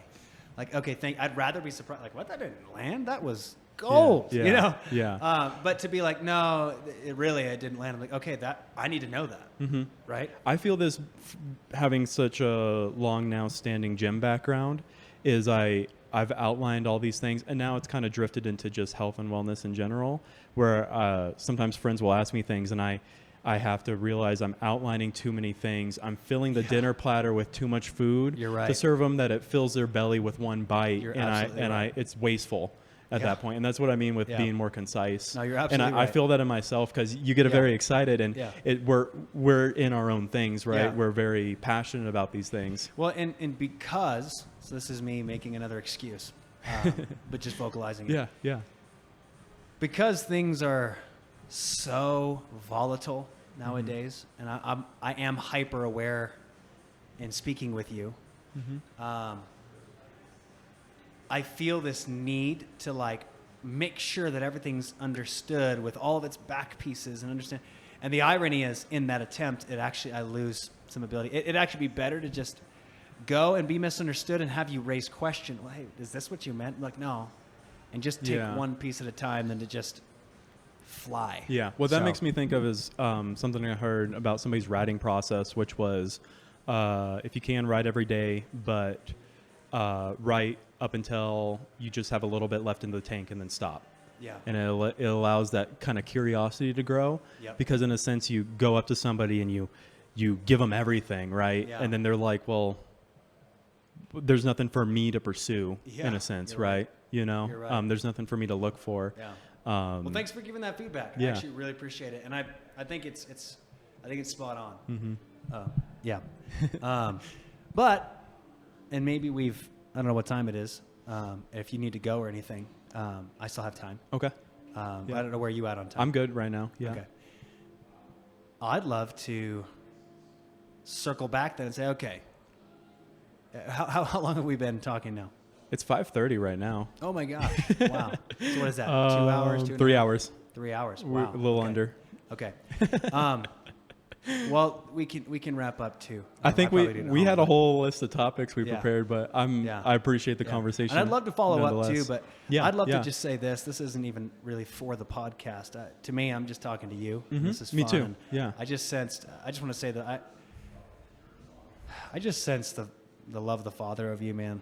Like, I'm just thinking about your podcast and your journey, and I just feel like the warmth, of the Lord, and He just sees you and knows your life. and you don't need to be anywhere that you're not, you know? And he's probably even, he's not as in a hurry as I am for you. And I just want to, I really genuinely care about you. And when I think about your life, like, I see, with my limited perspective, I just see, it's true in everybody, but I just see that quest for truth. And I'm passionate on your behalf, just saying, man, like, and I want to keep saying it until you fight me over it. Because I'm like, come on, there's a fight there. But like, Jesus is your answer. And not because I want it to be. I've had my own journey too, but man, in every way, and let's slow down next time, one piece at a time, but historically, archaeologically, spiritually, reality, philosophically, logically, and if I could sum it all up and and tell me if it needs to be decoded here, everything we just talked about with shadows and picking up your cross, like, you're going to have to die to the version of yourself that you're living for too. And where I see that is... What do you mean by that? Die to the version of yourself you're living up to. Yeah, we all project someone out that, and I believe that you have that person we aspire to be, you mean? Yeah. Yeah.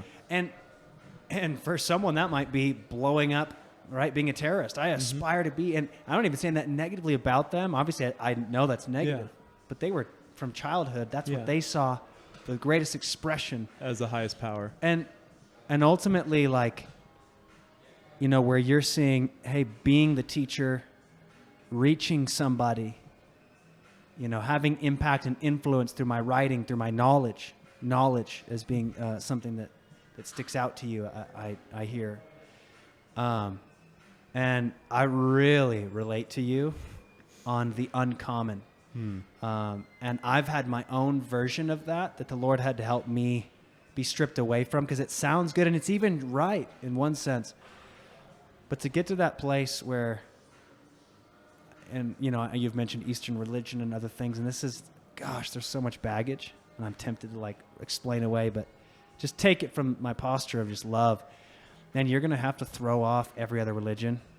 You're going to have to throw off Eastern religion as a deception from the reality of the truth, And I don't know if you read that book that I gave you, Case for Christ, or anything like that, but Jesus is more than just this, and this is where I got stuck with you, apologetical breakdown of all this history and things. It's like, it's all there, but he's real. He's present in your podcast. He's been with you every one of these times, listening, longing for you. I just want you to know from the bottom of my heart, not that this solves any riddle or anything, but man, God loves you intensely, man, and I do too. And I just, more than anything, I want to see you find him, not just an esoteric experience, not just endorphins or anything. I want you to find him, and it comes in surrender. It comes in, and I don't know what it'll be for you. What does that mean for him to love somebody? Like you're saying he loves me. What does that mean exactly? Yeah, what do you hear when I say that? Nothing. Okay. That's why I asked. Yeah. Love. Because we touched on this a little bit in our last one. I don't so much jive with the humanization of him. And that's something I think we could have a later discussion on. Yeah. That he loves. That's never jived with me. He is merciful and all that. I found that so interesting. Yeah. I wish we had our other conversation on podcast. Me too. I'd say, man, what I said was gold. Not proudly, but just confidently. Yeah. I remember me asking the question. Yeah, but based on what? Yeah, I remember that. Yeah. Right. And that question should be brought back to me as well. But whether it's tree roots going down to hell, like based on what? Now, you should ask, the same question to me, and it might sound like circular reasoning to other people, but there is no other explanation. God himself created us in his image, and the very fact that you feel anything towards your girlfriend, whether you've felt anger towards something in the world, someone's done violence, or an affection or an appreciation, like all of that came from him. right? The creator of the universe. Like, I went for a walk around a pond, and I don't know if this is heady. Maybe you've had experience like this. I'm like looking at my fingers, and I'm just like, existence itself. Have you ever had one of those moments where existence itself was just crazy? Mm-hmm. And it's hard to put words. But I was thinking of it in context of you spoke. And everything we know came to being. That might sound like a fairy tale to someone and laughable, but you know what's laughable is to think that all of this just came. No, there's a creator. And if there's a creator, he's clearly above and beyond everything he creates. So love, I hope you're tracking with me just by reasoning here. Mm-hmm. Love is something that exists, right? We have different words and terminology, but emotions, expressions, where did those things come from? You've got to find an answer. Because an explosion didn't create feelings, right? Yeah. And even if you say other gods or something, yeah, but it came from somewhere. Mm-hmm. So there's no other explanation than, well, it came from God. It came from him. He actually, and now I agreed with you last time we said, look, some people want to apply their humanness to God in a way that actually it is wrong. Well, God's like me, and I would never, well, no, that's not what I'm talking about. I'm talking about the other way around. I'm like him in the way that I love my daughter, and the feelings that just are there actually came from him. And even anger. Mm-hmm. This could be the flip side of maybe, and hopefully I didn't miss you or Carl or anyone. There is a righteous anger that came from God. And maybe you just go, yeah, but at the end of the day, I just don't believe it came from God. What does that look like? Righteous anger. Righteous anger. Whew. Well, you asked love. I mean, we could either one of these. Well, you hear the love side a lot. Yeah. At least I do. Yeah. You don't hear righteous anger. Well, you hear the word love. Yeah. And we all just assume what that means. But you're right to say, well, what is love? Yeah. But righteous anger. God, I just popped into my mind, and I believe it's Deuteronomy. He talks about his vengeance, his fiery vengeance against those who overlook, I don't remember the exact word, the orphan and the fatherless and the widow. Mm-hmm. He has a protective mother bear, sorry for the conservatives that are really upset with me using these kind of words to describe God, but there is a anger over injustice in him, but it's different than our man-made drunken anger, flippant, quick anger that's man in the wrong way. But he has a holy anger that's been, look, for thousands of years, Judgment Day hasn't happened yet. Why? Well, because he's slow to anger. His anger is a magnitude that are so beyond us. It's terrifying, and yet it's so much slower than ours. He's patient, even with a pedophile.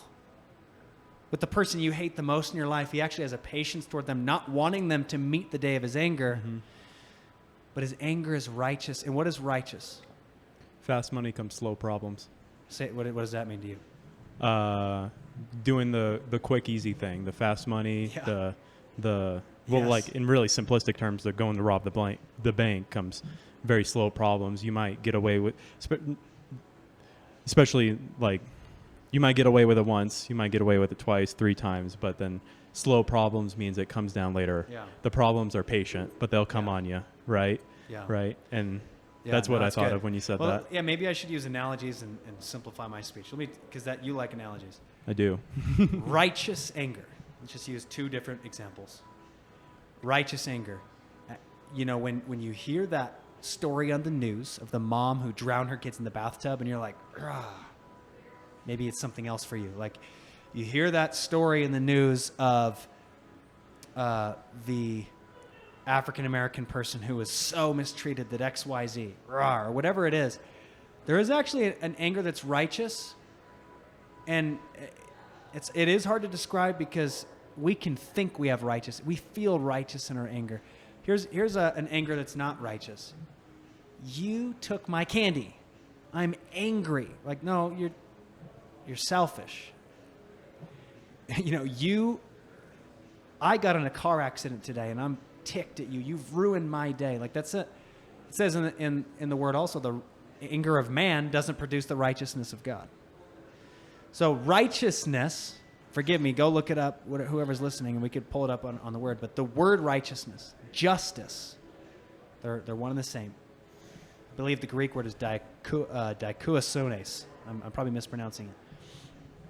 Righteousness is, here, let's look it up.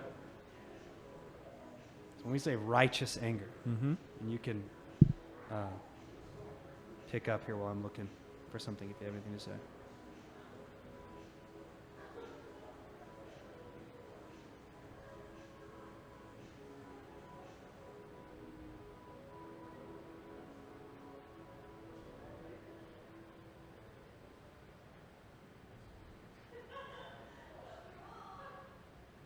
Okay.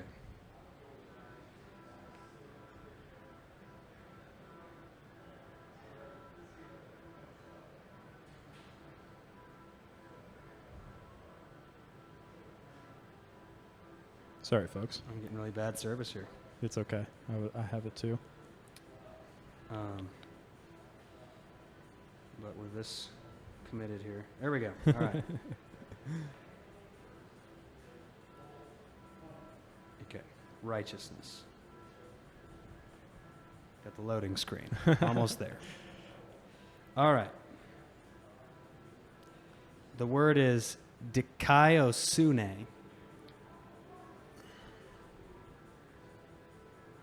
Integrity, virtue, purity, correctness, thinking, feeling, acting in a right sense, justice, and maybe all these words just go over the head, but I mean, do you feel like you understand the word righteousness? Righteous. If someone's righteous versus someone who's wicked. Righteous means right standing. Like think of it. Think To of me, it. purity comes to mind. Yeah, purity. That's what comes to mind for me, Yeah. whether that's accurate. Well, a judge, so we use these terms not just in Christianity, Yeah. declares someone guilty or not guilty. Now, sometimes the wrong person gets right with a human court, but in theory, righteousness is revealed in that moment. Yeah. This person was unrighteous. So when we say righteous anger, we mean right anger, anger that comes from a pure heart, a right motivation, a motivation of love. So he's angry at the people in your life. I mean, he's angry at the things in your life that caused you to no longer be able to see him and connect with him in some areas. Like that causes a righteous anger in him, right? But what's confusing is, think about this. Most pedophiles were abused as a child. So the child that you're ticked at the pedophile on behalf of the child, he's just that child 30, 40, 50 years ago. Yeah. It's just It's a weird... what place and time are we talking? Exactly. Right? And God's anger, now not everyone trusts God, but his anger is perfect, righteous, and he sees beginning to end. It's eternal. And his anger applied is correct. Like no one will go, we do now, but after that day, Judgment Day, when everyone's life, the books will be opened. The books of your life, literally there's a book being written about your life. Every thought, every motivation. No one's going to go, oh, that wasn't a fair judgment. It's going to be perfect and flawless. And guess who's going to do the judgment? The one who shed his blood on the cross so that you could have a free life. Like, what are you going to say? To the one who shed his blood, his judgments have no partiality in them. And partiality means I show secret favor to this guy. Yeah, no bias. Right? You can't bribe this judge. Like his judgments and his anger is flawless. Purity is a good word. It has no guile. It has no impurity. It has no lack of knowledge, lack of facts. And his anger is righteous in that way. I don't know if that makes sense. I think so. Yeah. We should probably wrap This up. has been a good 3 hours or more. Yeah. Do you have any final thoughts you want to put just as a bow on this before we do our final question or anything like that you want to put out there? Yeah. In lieu of us talking about how I miss it. I just want to give a shot at the simplicity of it all, and it still might go over, and that's okay. Okay. The attempt is noted, though. Yeah. Yeah. Every one of us has sinned, missed the mark. We've fallen short. Mm-hmm. We all know it. And every attempt at religion to repay and overpay is worthless. It's empty. It's an empty pursuit. But God, because he loves, selflessly cares about you, has feelings, and that's weird to think, feelings about you, thoughts about you, as many as the sand is the sea, it says. Yeah. Sent his son. He wrapped on flesh, became a man, lived the life we're supposed to live. And guess what? His disciples didn't understand him all the time. Like, we don't get it. Say literally, the disciples didn't understand what he was saying. It's all the time. Healed, saved, delivered, went to a cross and died.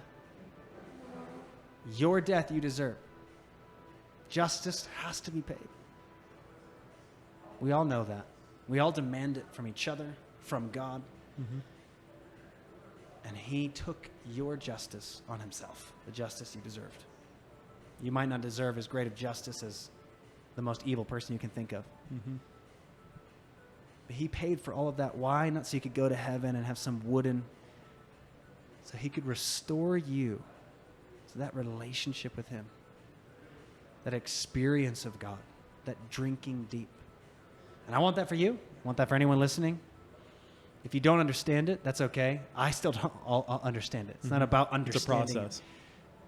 But the humility to seek it. And that's what I beg people to have. The humility to say, look, no matter what the truth is, I want it. Mm-hmm. If you can say that, you know you'll find it. If you can say that in truth, I want the truth no matter what it is, the truth will find you. Mm-hmm. And that's a question, and maybe you're going to ask me the question, but while it's on my head, the next question to ask someone else is, are you willing to know what the truth is no matter what it is? Okay. Yeah. A second question that I maybe even already asked you, if God is real and Jesus Christ really is his son, he really did die on a cross with you in mind, would you want to know, and would you follow him, even if it cost you your life? That's a question I would leave with. Awesome. Yep. Thank you so Awesome. much for the opportunity. Yeah. Man. Thanks for speaking with me. Questions you got, I'm happy Yeah. to answer to. I got 2 from the previous guest for you. For the first one, did you turn out differently than your parents, friends, or peers expected of you? That's the first one. Wow. Do we have another 3 hours? No. Part of that, to be fair to me, I don't know. What did people expect of me? Mm-hmm. I would say yes and no. My parents always say, we knew that you were a special kid, and that kind of stuff. And I think being a CEO, high school peers and stuff would say, oh yeah, Micah was always a leader. But I think there's also other ways that they would say the opposite. He's lost touch. I don't know. That's tough to answer. I actually would be very curious to know what my friends have to say about it. Yeah. Yeah. It's a good question. Do you have any more thought on like what you think they would say though? Just to expand on that. Okay, if you what don't, do that's I okay. think they would say? What do you think? To be honest, put yourself in their shoes. I think they would probably think I turned out how they expected, but not necessarily like, oh, I think he would have been a construction CEO. Mm-hmm.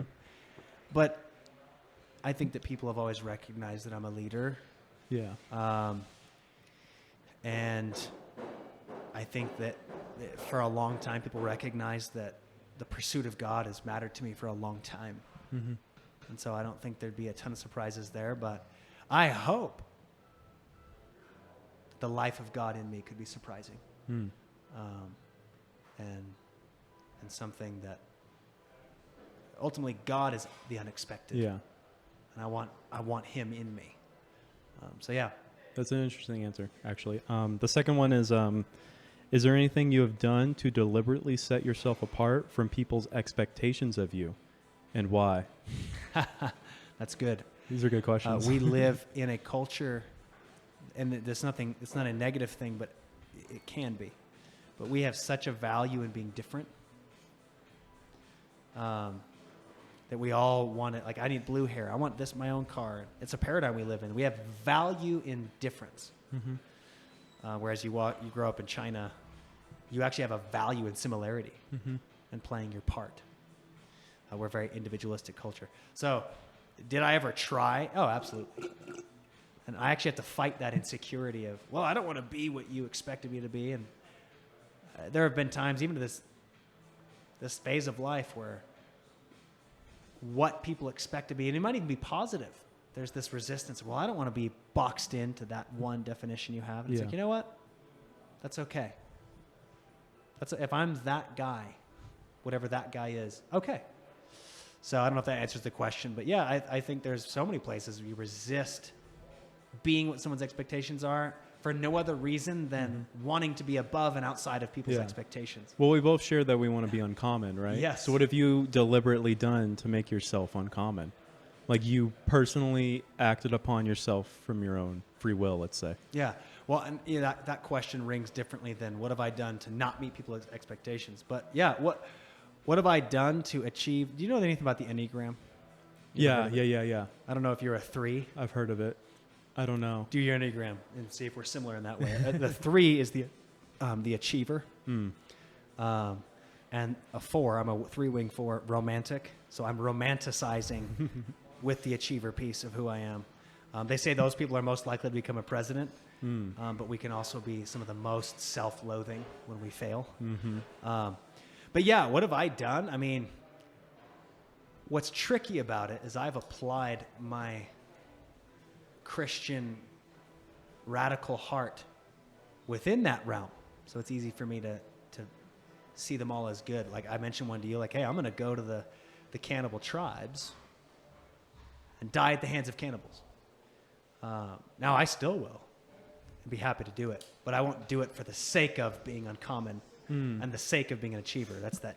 Recognize the shadow, overcome it. I think you expressed earlier in life you did want to do it to make yourself stick out, right? That was a thought you had that you had to wash away from, right? Well, and that's where I'm thankful for this construction company is, in my view, being a business owner was almost a negative thing. And God hand-tailored the situation for me to be uncomfortable so that I'm daily having to face the expectation of being spiritual, right? Being a business owner and a CEO is like a bottom thing for me. And that's a place I've had to face that directly. Of like, okay, this is where you have me, this is where you've put me, and I'm not going to be embarrassed that I have a nice house. For most people, it's the opposite, but for me, I almost feel like I have to answer to this pressure, like, oh, you're wrong for having a nice house. And I have to like overcome that and just say, look, it's not mine. I'll freely give it away. I use it for other people, but I don't need to meet everyone else's expectations. I have to tell myself that. I don't have to meet my own expectation. I just need to follow him, and this is where he put me. So I don't know if that answers well. I think so. Yeah. Awesome. Yep.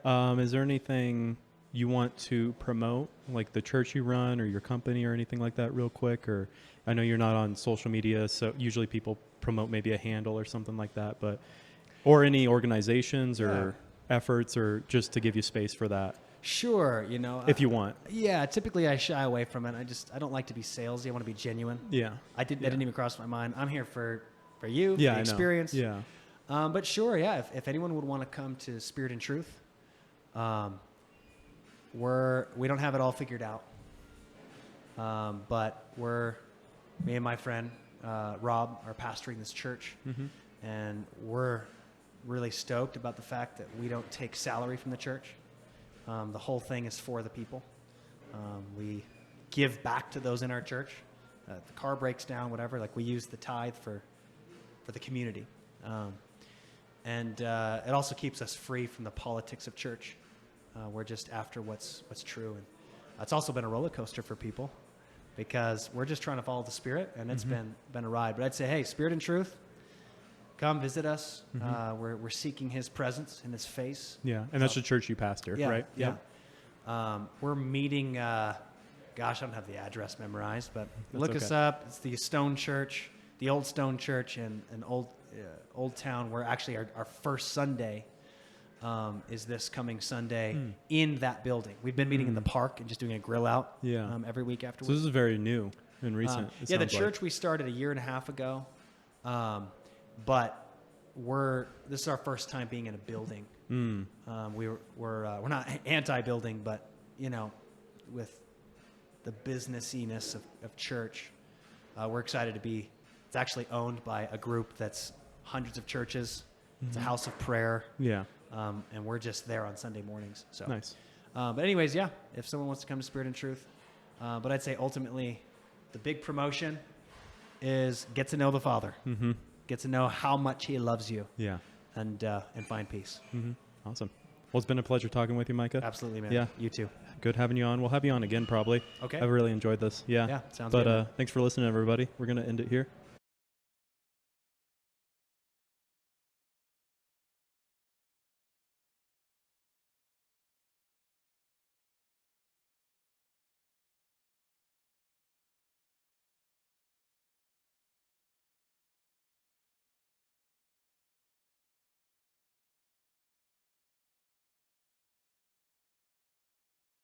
Hey everybody, thanks for watching that clip. If you want to watch some more clips, go check out some more on the channel. And if you want to see the full thing, link in the description to the full podcast.